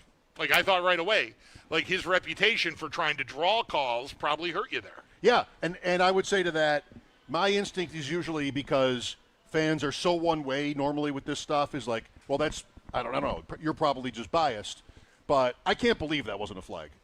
Yeah, I just that should have been a flag. That's such a penalty. The stuff that gets called that sometimes seems so light compared to that. He's down. He drove himself into him on the field. I can't believe that wasn't. Where was real the quick? space So left? Mike Hayward said after the game too. To your point, he said, "Well, the reason he was upset is they protect these quarterbacks. They're not going to protect me." That's what he said. Well, I guess he learned a lesson. Maybe he realized that there's some truth to that. Sal Capaccio on the West Shore Hotline. So are the Bills? I don't even want to say it this way. Are they back? This was a very good day for them. Back to the running game. I listened to you this morning and was texting you. You mentioned how they wanted to run it, and they did. I tweeted how they wanted to out Pittsburgh, and they did. Yeah, that's right. The rest of the season mostly should avail themselves to doing more of that, and that is how they want to play. The Bengals get run on. The guy the Browns lost yesterday, Collins, is a big loss for them up front. And as I texted you, Sal, look at Philadelphia against the run. That's sitting there in Week 17, and the Bears just destroyed them at the line of scrimmage. So maybe the way the schedule lays out will give the Bills a chance to do more of what we saw yesterday, although maybe not quite to that extreme.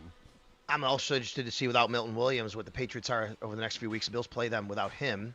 Giants will probably try and run at them tonight. But so to your point, Mike, you're right. And I last week, leading up to the game, I was on with you guys, morning show.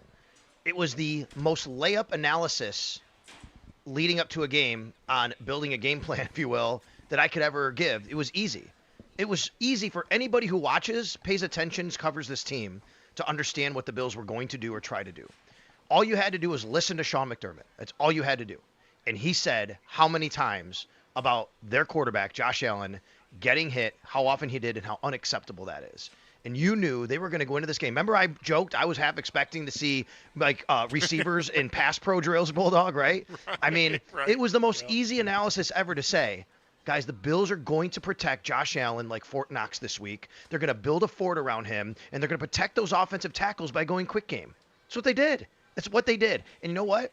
That doesn't mean that it's going to have to work. You can have that game plan all you want, but I give them a lot of credit. This is a game where they knew exactly what they wanted to do.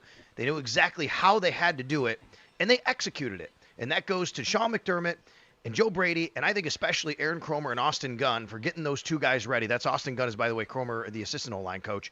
And this was just, I have a saying, you guys know this, every game has its own DNA. When what I mean by that, when I say it to people is, you're not playing the Chiefs this week, you're not playing the Bengals this week, you're playing the Steelers. You build a game plan for the Steelers. You build a game plan for the Bengals next week. Every game is totally different. They built a specific game plan for the Steelers, and they executed it flawlessly, and I give them a lot of credit for that. That doesn't mean that it can work next week, but you didn't have to have it work next week. We'll see where that one goes. 9 sacks, too. I mean, life is good when your opponent cannot function at all. Oh. And, that's also to the Bills' credit. But the Steelers were inept on offense in this game. I mean, they barely even had the ball in the second half. So how did that come together, Sal, for you with all the injuries, the guys in and out of their lineup on defense, including yesterday, but they certainly made it work? Well, a couple of things. I thought, again, let's go back to, give Sean McDermott and Bobby Babich credit, which, by the way, McDermott a little while ago was talking in his press conference on Monday, and he was talking about the Joey Bosa play, the strip sack, and the Christian Benford touchdown. Yep. And McDermott interestingly said Bobby made a great call there. You know why that's interesting, right? Because that's meaning Bobby's calling the play, right? So is Bobby Babich calling the defense? I was wondering yesterday why McDermott didn't have his glasses on and the call sheet and everything. Like maybe they went back.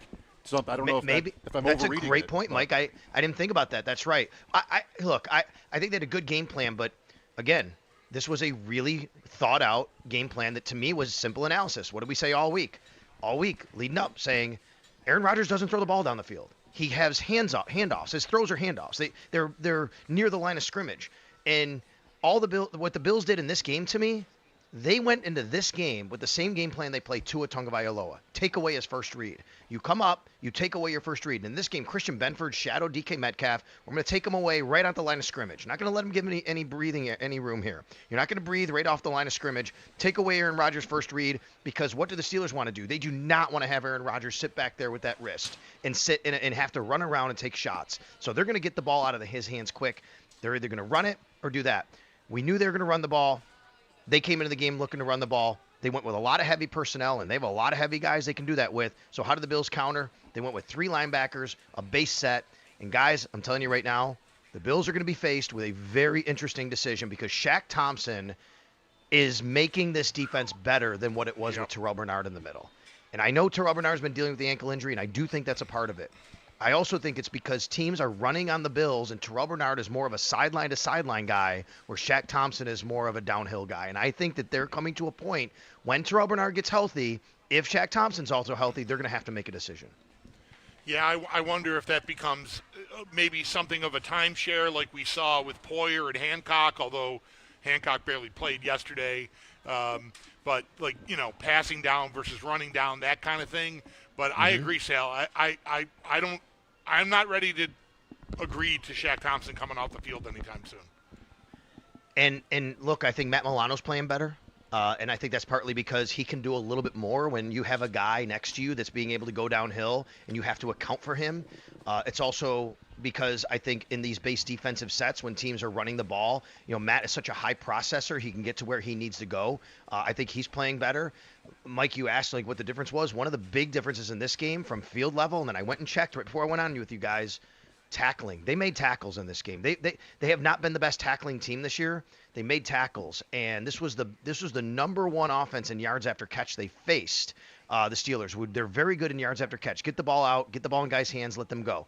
And I know they didn't complete a lot of passes, but they were able to get guys down, and they were able to tackle ball carriers. And when I went and looked, and the only place I could find the game missed tackle stats was PFF. 4 missed tackles in this game. That was it. 2 by Tre'Davious White, who's not known as a great tackler. You don't want him making a lot of tackles out there, but 2 by him. But the other was Cole Bishop and 1 by Shaq Thompson. That's the lowest they had since they had 1 against the Jets in week 2. And most of the season, there's a lot more than that. Sal, I'm not trying to be a jerk here, but like, Yeah, right. They've been single plays where they've had 4 missed tackles. I think, Yeah, right. probably That's right. This Yeah. year, like, That's right. It's a really good point that they had that buttoned up yesterday. Well, is there anything injury-wise that we need to know from McDermott talking today? Because I haven't been following along like I usually would with us being out on remote like we are. So fill us in if there's anything that needs to be known here. There is very big news today. We learned today that Tyler Bass will not be back this season. He had surgery. He had surgery recently. He will not be back this season. So presumably it is Matt Prater's job for the rest of the season. That obviously stinks for Tyler Bass. McDermott said that it just didn't respond, the rehab. So he ultimately, had to have surgery. The decision was kind of made for him by that happening. The other major news today is Joey Bosa has a hamstring injury. He came out of the game late. McDermott said, we'll see where it goes. Now, from my vantage point of the sidelines, he was in the tent. He came out with trainers. He didn't go back in the game. They ruled him questionable. He went right over to where the D-line coaches were, and he was talking with them and everything. It wasn't like he kind of, it wasn't like he went to the locker room or sat on the bench, disgusted. So you hope that it's nothing serious, but you guys know how they play these things with these hamstring injuries and these soft tissue injuries. Older player with an injury history, I wouldn't doubt if he misses time, but we'll see about that. Deion Dawkins is still in concussion protocol, so we'll see how he progresses this week. And then McDermott said, excuse me, Terrell Bernard, Spencer Brown, Dalton Kincaid, and Josh Palmer are all improving, and they'll see where that goes. Look forward to talking about the Bengals this week. Very different matchup. Some interesting history with the Bills and the Bengals, of course, so looking forward to that already. Sal, thanks for today. You got it, guys. Thanks. That's our dude Sal Capaccio on the Wester Hotline. His appearances are always brought to you by New York's only outlet liquor. When you need to stock up, it's the place to buy a case once your outlet. We talked about this earlier. Rodgers, this is probably not how he thinks, but I'd be fine if I didn't have to play Buffalo again in my life. Torn Achilles, busted nose, 40-0 here last year. Yep. Gross. Yeah. He's 3-5 career against the Bills. 2 wins with the Packers at Lambeau. Josh Allen, rookie. And Trent Edwards running out of bounds on 4th. Okay, nice. And the other is the game where he tore his Achilles. He gets the credit because he started. He gets the win. Yeah. That shouldn't. No. Baseball would never. No. You'd have to give it to that punt returner, Gibson. Yeah. Or, right. Zach Wilson at least. But sure, Rodgers, but not Rodgers. 4 plays? Not this guy. No. So if you throw that out, 2-5. That loss here with Mario Williams. Right. Was pretty brutal for him. He's done, right? He's 42 tomorrow. He was done when he left Green Bay. Yeah, okay. That's 3 years ago. But, yeah, I mean, I think he'll be done trying. Yes. I think now that he went to, a team that was more ready to win, that just needed a quarterback to help elevate them to, look at the AFC. It's an arms race. We need to get a guy. Oh, how about future Hall of Famer Aaron Rodgers? Yeah, let's try that on. Nope. That was supposed to elevate their offense, and I don't know. They're not this bad every week, but still. 803-0550 for your calls. Football Monday on WGR. We have the Sabres tonight, but not until after 7:30, so pregame at 6:30. We haven't taken calls today, but we'd love to do it. We're out at Dash's Market on Hurdle. Mission, give where you live to help the city mission. New hats, gloves, scarves, toiletries, personal care products, all appreciated. Whatever you're able to donate. New sweatsuits, non-perishable food items as well here at Dash's or any Dash's location through December 19th during regular business hours. Mike Schopp and the Bulldog back after the update. This is WGR.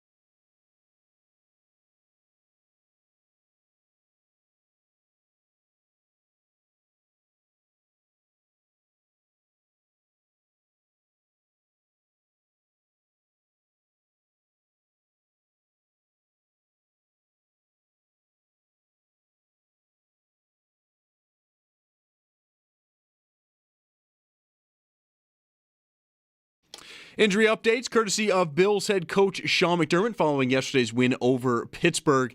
Kicker Tyler Bass had surgery last week. He is not going to kick for the Bills this season. Deion Dawkins still in concussion protocol, and the team is going to see how the week goes with Joey Bosa and his hamstring injury that he picked up yesterday. Some good news: Terrell Bernard, Spencer Brown, Dalton Kincaid, and Josh Palmer are all considered improving. And then for the Bills' next opponent, the Bengals, edge rusher Trey Hendrickson is doubtful for Sunday. For more on what we heard today from head coach Sean McDermott and the coordinators, Sal Capaccio has a piece up at our website, WGR550.com. Monday Night Football tonight, the Patriots do host the Giants. Kickoff's at 8:15. You can listen to that game over on our sister station, the Bet 1520. And then for the Sabres, it is game night. They are hosting Winnipeg. Pre-game in about an hour at 6:30, a 7:30 puck drop. All signs do point to Ukko-Pekka Luukkonen getting the start in net for the Sabres, but the big news for tonight for Josh Norris returns to the lineup the first time since opening night. And the Jets, they're going to be without goaltender Connor Hellebuck, who's recovering from a knee injury. That's your Paddock Chevrolet Sports Headlines. Paddock Chevrolet celebrating 90 years of being your hometown dealership. I'm Zach Jones for WGR Sports Radio 550.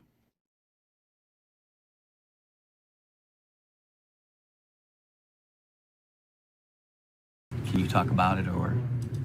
Being kneed in my stomach, and then just jawing back and forth, and then ticked off the entire game because as a quarterback they're protected, but I'm not. It just pisses me off. You're saying he needs you or someone else? Yes, that's exactly what I'm saying. Is that on purpose by him, you think? Yes. He even said after, I had to do something to get you off me. Cameron Hayward, his explanation, his version of events. Yeah, and I'm sure there was nothing untoward about him lying on Allen or whatever. I don't know. Need in the stomach? I mean, yeah, I don't know. Was that, what? Like, how? I did watch the play enough to have seen, like, the pile. I can't really see what happens in the pile. But there doesn't appear to be any action there that could hurt a person enough to have someone who's played pro football on the line of scrimmage for the amount of time that Cameron Hayward has been playing, that it could have hurt so badly that you're making a stand out of it. I don't know. The whole thing's kind of weird. Right up there with grabbed and pulled and hurt my neck. From Rain Man. I'm not telling you I would like someone to walk in here right now and knee me in the stomach. Good. But I think I would say if we were lying on the ground in a pile of bodies and you kneed me in the stomach, I would feel it. But I don't think I'd be like, oh my God, I cannot believe, where's the flag? I need the ref to protect me. I'm 6'4", 360 pounds. Someone please. Help me. I mean, shut up already, Cam Hayward, man of the year. I think shut up. Customers here are hearing about half of what you're saying and are rushing over. Yeah. Now to make sure you're okay. I'm sorry, Dashes. I apologize. Should I yell? Please help me. I'm sorry, Dashes. Sorry. Well, I'm not going to be a regular customer anymore. You're going on the banned list. I'm going to be on a poster. You're going on the banned list. Not allowed. There were a couple of interesting kicks in this game. How do you like Prater? This was heady. Kicking it out of bounds on purpose, knowing that the mark-off is from, like what? The kick, the position of the kick. It's 25 yards from the kick, right? So he's kicking from midfield, 15-yard penalty, and that means the 25. You see that ball go out of bounds. Did everyone not have the same reaction? I had no idea that foul was, or excuse me, that was the rule. The rule was 25 yards from the placement of the kick. I thought it was out of bounds on a kickoff, 40-yard line. I'm like, you just kicked from the 50. What are we doing here? And I'm like, I learned a rule. I mean, I guess I'm grateful for that. I had no idea about that. Neither did I. Also, a Steelers punt was one of my favorite punts. You want that from a Steeler game. Nonsensical punts. You want the big, tough Pittsburgh Steelers, because it happens all the time. Yep. to wimpy punt once. 4th and 1 from their 34. 4th and 1. What was the score at the time? 16-7. Yep. Not doing much. Yep. Punt it. Good for them. That had to feel good. Next time they got the ball, it was 23-7, by the way. It was a good punt. Yeah. Was the hang time? Did Kevin Harlan tweet what the hang time was? 49 yards with a fair catch. It probably was a good punt. The Bills went 83 yards for a touchdown from there. 803-0550 for your calls. As Bulldog has been reminded, we're at Dashes on Hurdle yes. today in public. It was a family walking past going, was that the man who was just screaming? Yes. That was him. That was he. Daddy, was that the guy? Yeah, that was him. Sorry. 8-4, 2 back of New England. Right now, that's still the 7 in the AFC, 8-4. Yep. I've looked at that playoff picture for years with the 7 seed included now as that the 7 seed is probably a bad team. Right now it isn't. No. Like, that's a spot where the Steelers have landed, Denver last year. Mm-hmm. I always say, like, nobody needed a 7th team in each conference, but we've got it. And right now, though, NFC too. NFC at San Francisco, I think. The playoffs both look pretty loaded, but even. Maybe that goes together. If you don't have 11-1, that kind of team up top, like the Chiefs last year, the Bills and the Chiefs last year, maybe it's just sort of mathematically logical that there'd be more sort of good teams. Yeah. And right now, 8-4. What are the Niners? Are they also 8-4? I don't know, but still, both conferences. I believe that is what their record is right now, too. Yes. Yeah, I mean, and even we'll see how it shakes out here. But if Baltimore's in now because they're ahead of Pittsburgh. We'll see that maybe that'll fluctuate, or maybe Pittsburgh's just going to fade away, which wouldn't be surprising really at all, I think, at this point. But like if Kansas City gets in the mix, they're not winning that division at this point. I mean, they're further behind than the Bills are by a lot. They're 4 back. They're 4 back. I mean, forget it. And the Niners are 9-4, by the way, okay. as the 7. Hadn't had to buy yet. Next week. So, yeah, I mean, I don't know. Maybe it's one of these years that don't come around that often where the weakness in the playoff field is up at the top. And because what kind of respect if Denver and New England end up 1-2 in some order, doesn't matter which order right now. I don't think it does. But they end up 1-2. Are they going to be favored if they're playing Kansas City and the Bills? Are their opponents? Those are the wild card draws they get. Are they even going to be favored at home? Well, then the one will get the week. Oh, that's right. One won't matter. So 2 and 3 is that probably would matter to the spread. Yeah, right. I feel like the team with the bye is going to benefit in the spread from that. By the time you get there, they'll be rested, and that will be baked in. That's right. That is a way one or otherwise, though, either one of those teams. But I think if they somehow neither one of them are the one, which seems unlikely at this point, if they're playing wild card weekend somehow, I don't think either one of them. It depends. If Buffalo, Kansas City are their opponents, I don't think they're favored. Kansas City was favored in Denver off their bye week and lost. Eric Wood today, what Sam Panayotovich said when last we spoke with him, which was that he thought the Bills would be road favorites at New England in the playoffs. If that game is, well, New England has to play tonight still, so there's that to affect this. But if that's this week, are the Bills favored going to New England? Maybe. They both seem to think so. I think if New England wins tonight, gets to 11, and then they have their bye, if the Bills handle the Bengals, I would predict the Bills to be like a 2-point favorite going to Foxborough in 2 weeks from yesterday. Less than a field goal. Yeah. I wouldn't think it'd be much more than that.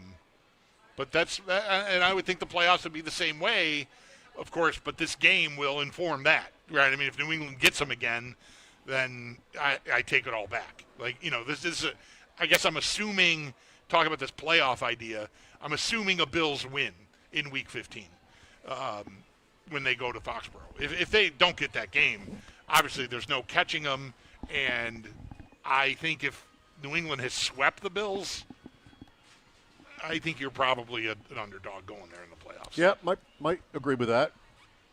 So I was a little quick to say they'd be favored because it's a pretty, they play in 2 weeks. So see what happens there first. Yeah. It's even, I think, even more true in the NFC with Chicago. Because nobody has wanted to believe in Chicago. Right. Lucky wins, block field goals, sort of these nonsense wins. But that might be over. That might be different now. Winning in Philadelphia like that, it was not close. No, that was dominated. As impressed as I think you could be with them all year. So if you got, say, the Rams, the Rams loss was pretty tough. But if it ended up Chicago at 2 versus a San Francisco at 7, the Bears are favored at home by, we could have the smallest spreads for the wild card games ever. I'm not sure ever, but yeah, everything could be a field goal. Green Bay at Philadelphia. Seattle at Tampa. Seattle might be favored at Tampa. I think they would.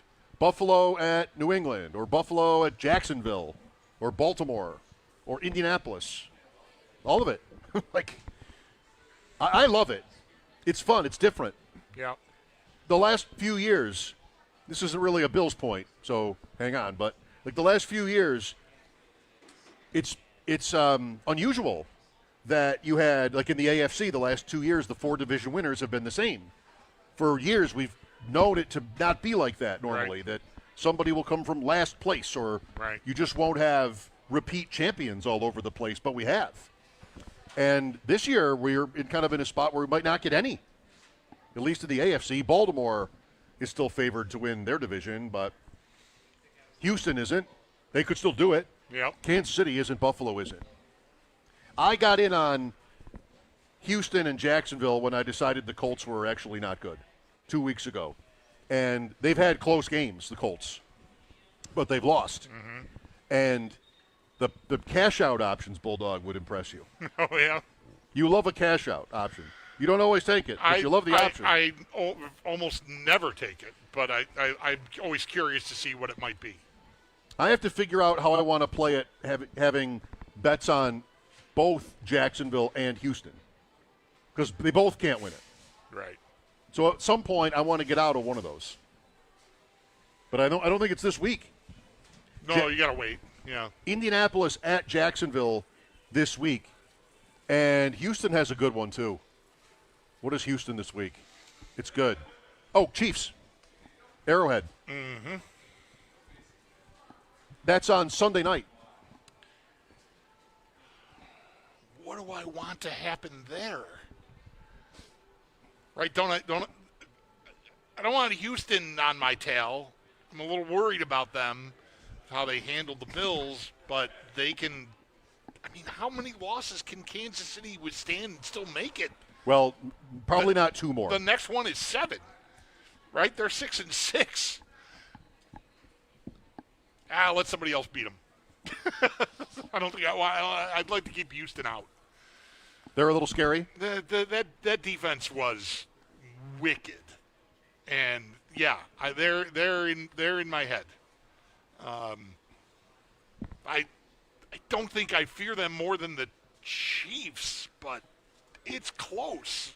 That's how I feel about Houston. That defense really was eye-opening everywhere. It wasn't just, I sort of probably lazily, they got a couple good edge guys, whatever. Man, they are killers everywhere. They were good yesterday. It was a close game with Indianapolis, but they won it on the road. 803-0550 to join us. The Sabres are at home tonight to Winnipeg. 6:30 pregame, so plenty of time before that. We're at Dash's Market on Hurdle. Mission, give where you live to benefit the Buffalo City Mission. Donations appreciated here at Dash's all the way through December 19th during regular business hours, and that's at all Dash's locations. Mike Schopp and the Bulldog back after this timeout here on Football Monday. This is WGR.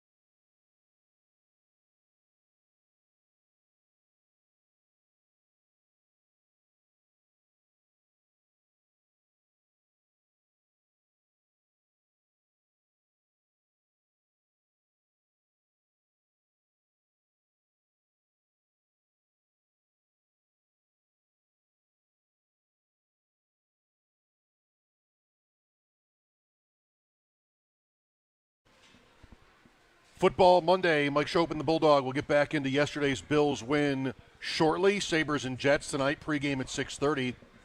We have not been together since before Thanksgiving, not counting yesterday, really, because there's stuff I would have told you about Thanksgiving, but you weren't there. I so was in my attic and you were in the studio. Show. Yep. One of the more interesting things that happened on my Thanksgiving, break, if you will, was on Friday night. It was Friday night, out to dinner with 10 or so people, family members. You have the Thanksgiving meal. The next night, you just want to get out, Yep. Worked out that we did. At a restaurant that had kind of everything on the menu. It wasn't like a specific type of food. It was kind of everything. Sandwiches, entrees, fish fry, you name it. They had it. My mother-in-law ordered a turkey sandwich. And I've been trying to convince anybody in my family that's weird. And no one is convinced. No one seems to be with me on this. Is this out of respect for your mother-in-law? Maybe. Because I feel a little uncomfortable saying it's weird, given her relationship to your wife. But it's weird. I'm 0 for 4. I'm just going to stick with weird. I'm not going to start yelling like I did a minute ago with Cam Hayward. No, I'm on your side. 0 for 4 in my family. Like, sort of, what do you mean? One person went a little bit went a short distance with me on this, but they kind of all stopped at, well, it is Thanksgiving. Like, I know it's Thanksgiving. That's the problem. You had turkey on Thursday kind of all day. Right. You're eating like 2 or 3 different times on Thursday. You're taking the turkey home since you made it. Right. So Friday lunch is going to be turkey. Right. Then you go out to eat on Friday night and you want a turkey sandwich. Right. There's to me a very important difference and distinction to be made about eating a turkey sandwich on Friday at any point, even at for home. dinner at home, because you hosted Thanksgiving or you got sent home with a care package of a ton of turkey because there was so much or whatever. That's true in this case. That's totally normal. Going out and choosing that, I don't approve. It's the last thing I would pick. Yeah, no, 100%. I would choose something I don't even like to eat before I would choose turkey at a restaurant on Friday after Thanksgiving. And then Saturday you probably have more still, and you don't want to waste it. Right. That is some devotion to turkey. I waited. We hosted. We had a ton of stuff left. I'm pretty sure we sent people home with leftovers, but we still had a ton of it. The kids are picking at it. My wife. Friday, I took the day off completely. I was out almost all from 2 o'clock in the afternoon until 10 o'clock in the evening. I had a great time, and I waited until Saturday dinner to have a plate of leftovers. Like, I'm gonna really enjoy it when I get to it, and I did. I don't know, Friday night restaurant. That's turkey sandwich out to eat on the day after Thanksgiving. But I'm shook. Her supporters are like, well, it's Thanksgiving. That's what you eat. I mean, I don't know. It's almost like fans can be about their team sometimes. Like, no matter what it is, they're just going to defend it. Right. It's Mom. Yep. Like, what's the problem? She could have ordered anything. Like, oh, what's the problem? Yeah. That was the problem. What she picked was the problem. I do not approve. No, good. Well, you're a smart person, clearly. The Sabres and the Jets tonight. I hope she doesn't hear about this. Oh, I think I already told her I had to bring it up. It'll come up. It's not. We can't hide from it. It's pregame not until 6:30. We'll talk some more about the Bills and the AFC playoff picture after the update. 803-0550 is our number. We're at Dash's Market on Hurdle today for Mission Give Where You Live to benefit the Buffalo City Mission. Anything you can do to donate is appreciated here all the way through December 19th and all Dash's locations. We'll be right back. Mike Schopp and the Bulldog, WGR.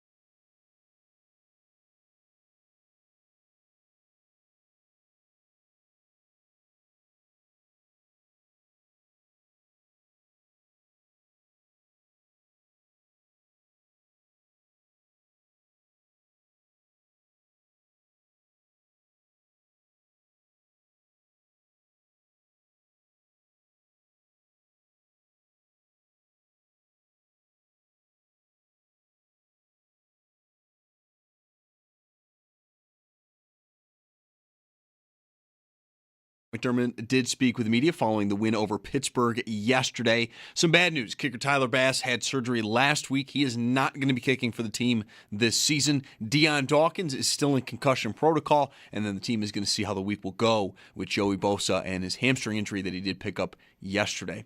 Was some good news. Terrell Bernard, Spencer Brown, Dalton Kincaid, and Josh Palmer are all considered improving. For more on today, Sal Capaccio does have a piece up at our website, WGR550.com. And for the Bills' next opponent, the Bengals, who they'll be taking on Sunday, edge rusher Trey Hendrickson is doubtful for that matchup. This week, though, is going to wrap up with Monday Night Football. The Patriots do host the Giants. Kickoff is at 8:15, and you can listen to that game over on our sister station, the Bet 1520. And that is because right here on WGR, it is Sabres game night. They are hosting Winnipeg pregame in about a half hour at 6:30 for a 7:30 puck drop. All signs do point to Ukko-Pekka Luukkonen getting the start in net. The big news, though, for tonight is for Josh Norris returning to the lineup, the first time since opening night. And then for the Winnipeg Jets, they're going to be without goaltender Connor Hellebuck. He is recovering from a knee injury. And we're kicking off Mission Give Where You Live today to benefit Buffalo City Mission, powered by NYSEG. Now through December 19th, you can donate brand new sweatshirts, sweatpants, hats, gloves, scarves, and non-perishable food items to help keep our community warm and fed. Just stop by any Dashes Market location and drop off your donation in the Mission Give Where You Live donation bin. You can also donate online through the Buffalo City Mission Amazon wish list. Show and Bulldog all day have been broadcasting live from Dashes Market on Hurdle Avenue, and Mission Give Where You Live starting today is sponsored by the Barnes Firm and Dashes Market. Get all the details at WGR550.com. That's Paddock Chevrolet Sports Update. Paddock Chevrolet celebrating 90 years of being your hometown dealership. I'm Zach Jones for WGR Sports Radio 550.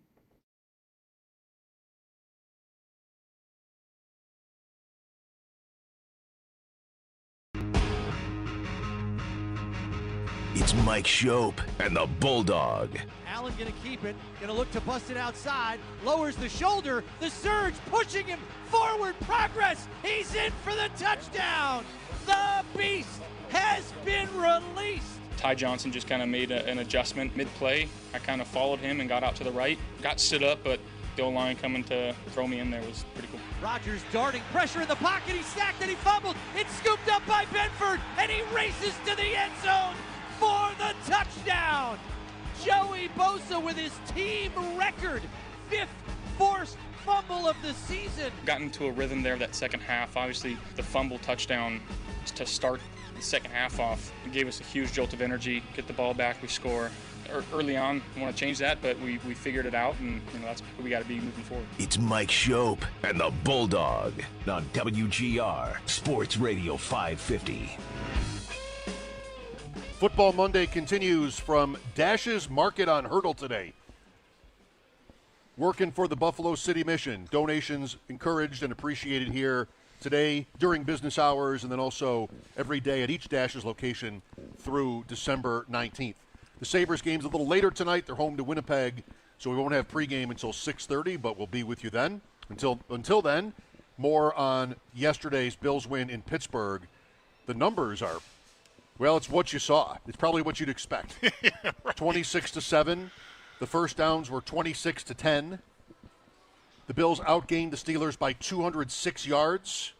Had the ball for 1 second shy of 42 minutes to Pittsburgh's 18:01. Just insane. I think the second half was really long. I think I saw 22 minutes to maybe? 7. Or something like that. Yeah. Wow. I mean, that tracks. They only had that one possession where they got close and got shut down on a fourth down play. That was the only time they even maybe maintained any kind of a drive in the second half. That was a 10-play drive. Their previous long for the game was 6. And the Bills had 16, 8, 15, 14 plays on their last 4 possessions, all scores. 74 offensive snaps to Pittsburgh's 43. Wow. Fans chanting fire Tomlin, Rodgers throwing receivers under the bus for missing film sessions or something. Yeah. Something. Have a time, Pittsburgh. When it's like this, respecting that Tomlin has been there for a long time, whatever Rodgers means from his career. But it's one of those where we had a couple times in the drought years, you really root against them. Now they're 6-6; they're not dead. Right. That's harder to do when That changes there's still a things. chance. Yeah, that's right. But yeah, there were days in the drought where the Bills were, not even in the hunt, or if they were in the hunt, they were, clinging to the screen, like the last team in there, like, mathematically, so they're there, but you're like, no way is this going to happen. Where, yeah, a game would get sideways, I'd be like, I want you to lose 70-0 right now. This is a way more common occurrence. It has been for me the last 10 years watching the Sabres. That happens occasionally. Not that they get blown out all the time, but when they do, I'll often be, and it's February, be like, I just keep going. Like, let's just see how bad this can get, right? Oh, totally. And that's where I would think, and I used to get like that with the Bills for sure. And I'll bet Pittsburgh fans have been living there for a while, because this is not new to them to be around 500, not looking like they can really run with any of the really best teams in the conference. But, maybe they'll get in and just be sacrificed on Wild Card Weekend. Like, that's been it since Roethlisberger was still their quarterback. They're a little bit old, too. You want this for a few reasons, if you want it. You want it for, like, maybe the draft pick. I was thinking about this yesterday with the Jets in mind. And, I know fans. I'm a fan. A lot of those 1 o'clock games were not well attended. It's Carolina at home. That's not a good example. It's the Jets at home. There were a couple other games that maybe Miami where just like you're just not that into it. But, you've got some fans there. And, they're going crazy when the Jets pull that game out. Kind of a interesting, almost fun game.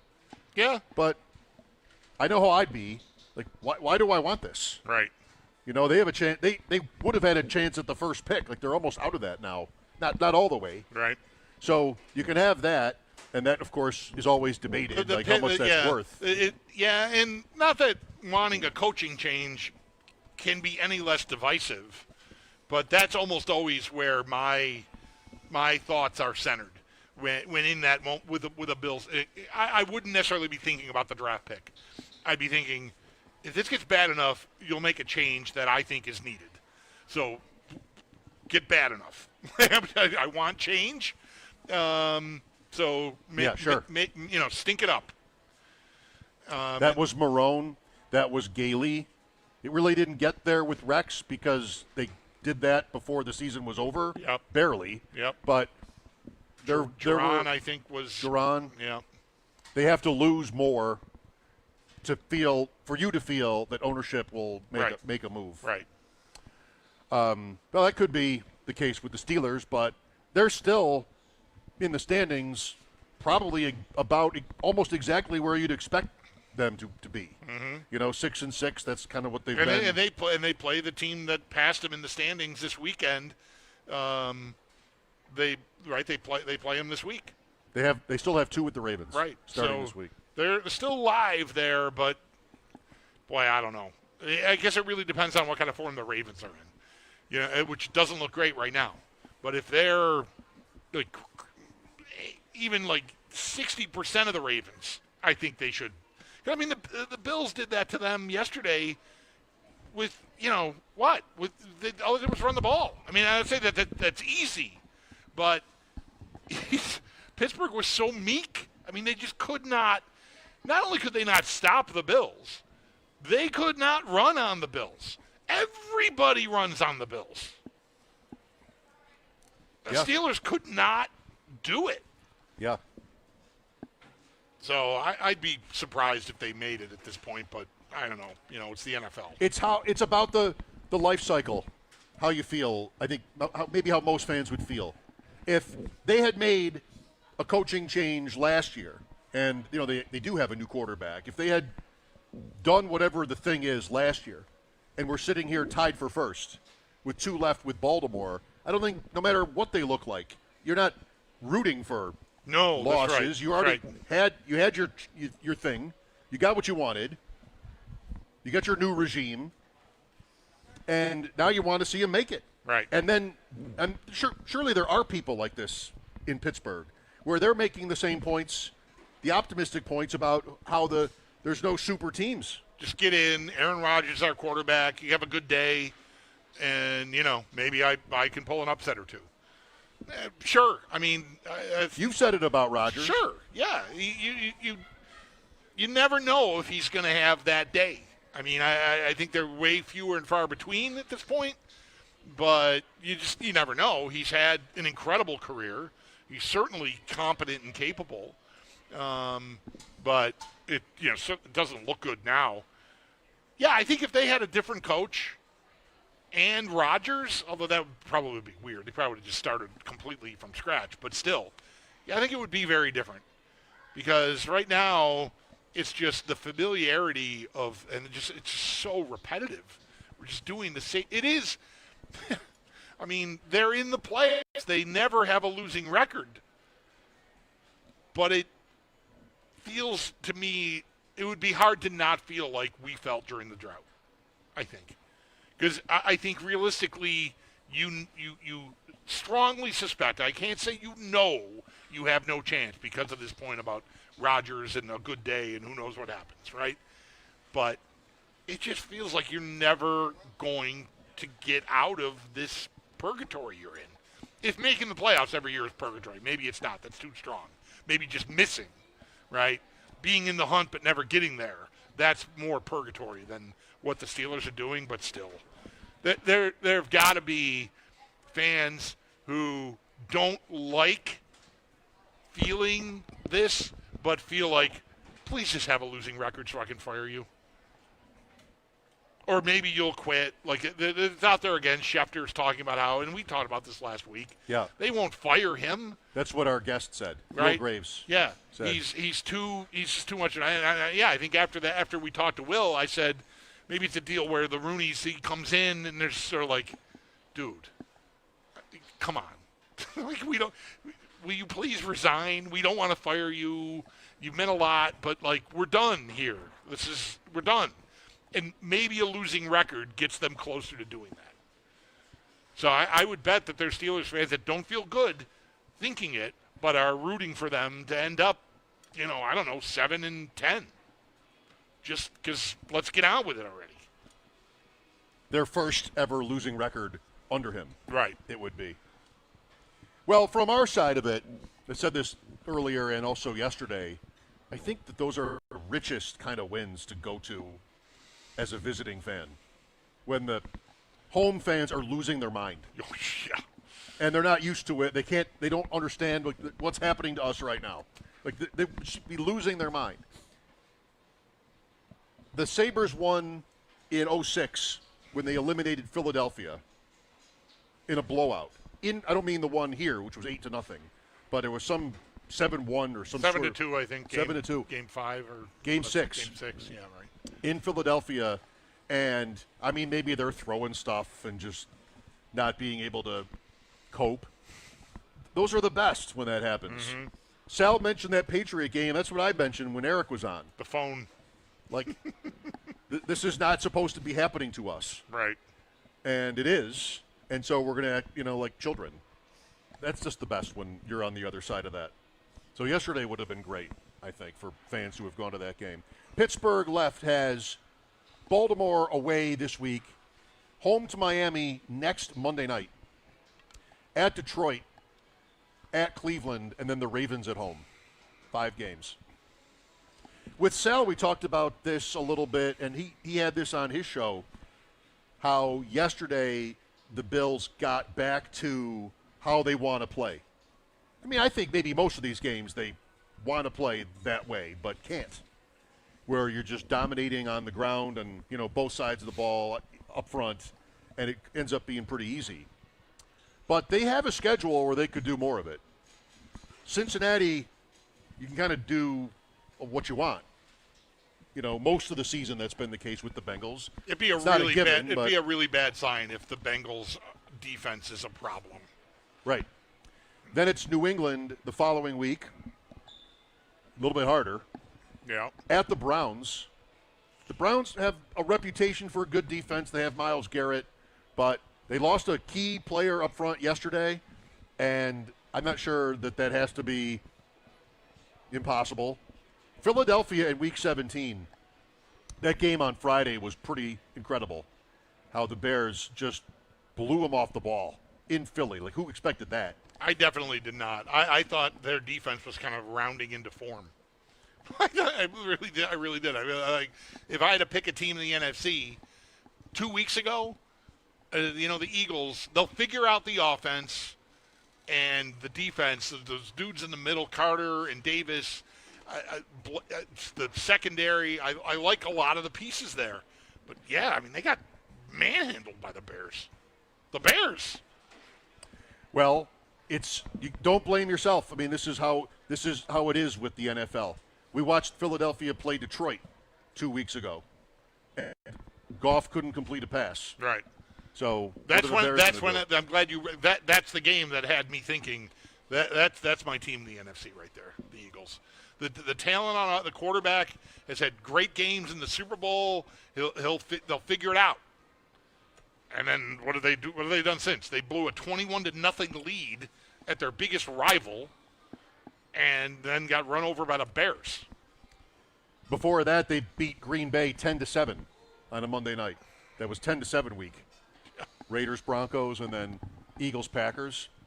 So, yeah, it was 281 yards against on the ground.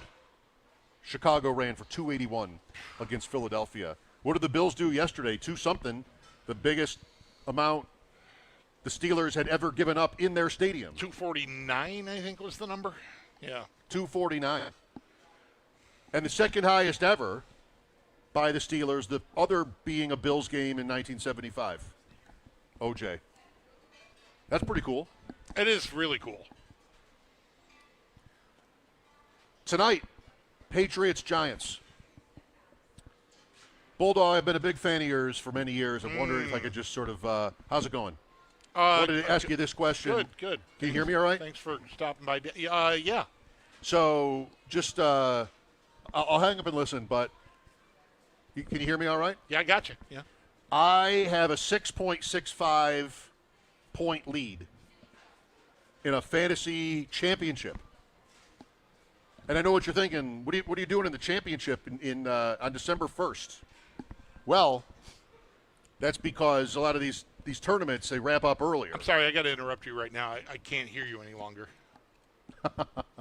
Well, I mean, we've lost our connection. I'm going to keep going, even if you can't hear me, connection. in the hopes that you will be able to hear me. Maybe maybe I'm cutting in and out. Yeah. Up by 6.65 with the Patriots kicker. Can you name the Patriots kicker? He can't hear me. He was being truthful. I honestly don't know who the Patriots kicker is. Andy Borregales is the Patriots kicker. Okay. Beat the Bills with a walk-off. Yeah, well, that's right. 6.65 point lead with the Patriots kicker against Wan'Dale Robinson. Who do you like? Wan'Dale Robinson, we're looking at by the props, 5.5, 57.5. So if he goes 6 for 60, 12. Can I get 6 out of Andy Borregales? I think I can get 6. I don't want to have to get 16. Yeah, no, right. I think I win. Like one long touchdown, you're in trouble. I think I win if no touchdown. Yeah. I think that's probably right. Robinson has games where he goes like 10 for 50. Thus the lines. Well, 10 for 50. No, nobody does that. Yeah, no, that's terrible. Sorry. Look up his career. He had a big, was that last week against Detroit? He had a big one for a touchdown in that game. But you have his stat line last year was amazing. It was 93 catches for 699 yards. So 7 yards per catch for the season, like just short stuff. Anyway, that's what we're going for tonight. Go Giants, go. I mean, I'm not rooting against you necessarily. You can, but it's not going to matter. Go Giants, go. We could really be in for a week or really a couple of weeks. if the Giants find a way to get one here against the Patriots. Well, look, if they don't, and New England goes to 11-2, you're running out of games. Right. And they still have the Jets and the Dolphins left, in addition to the Bills and the Ravens. Their last 2 games are at the Jets and then home to Miami. So you got to think they get to 13. Yeah, this feels like the one you got to have if you're going to catch them. What happens if I get to 13? And the Bills and Patriots each finish 13-4. If they win against Miami and the Jets, and the Bills win in New England, they'll have gone 5-1 in the division. The only loss would be that game with the Bills in Foxborough, and the Bills have the Dolphin loss and in the addition to the Patriot Patriot loss. Yep. So I think I have to pass them. Yeah, I think so too. Or have there is maybe a 3-way scenario where the tiebreaker gets different that could be favorable if, like, say, Denver and the Patriots all end up the same. Or does the division tie break first? That's what I think. Yeah, I think that's. I think this has been changed a little bit. Yeah. And it feels familiar to me that we've talked about tiebreakers, and I had a certain understanding about them that wasn't true anymore. Okay. But I know from Pro Football Reference, the Bills are behind, not that it really matters yet, but they're behind the Chargers and the Colts in the seedings because of common games. Or no, sorry, conference record. Right now, there are other tiebreakers that are by common games. Right. But because of conference record, sorry. And those 2 teams are 7-2, and the Bills are 6-2. So it really doesn't even matter yet. Right. But the Bills have 2 NFC losses, and so do those teams. Chargers have a brutal schedule and an injured quarterback who may or may not miss time. Justin Herbert had a finger injury, left hand, in their win over the hapless Las Vegas Raiders. Absolutely. Power rankings tomorrow at 3. I mean, I don't know.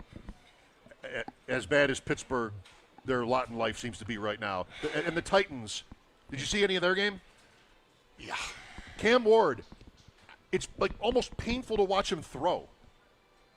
Do you agree with that? It's like sort of 3/4 or sidearmy, and he just doesn't look good. He does a lot.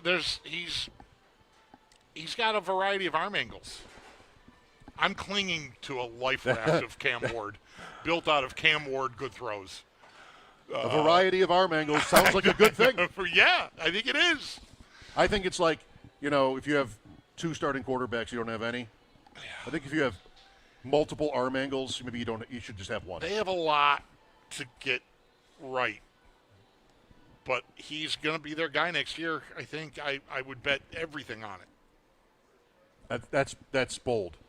Yeah. I would not be that confident. I think you're probably right. But does it have to be true?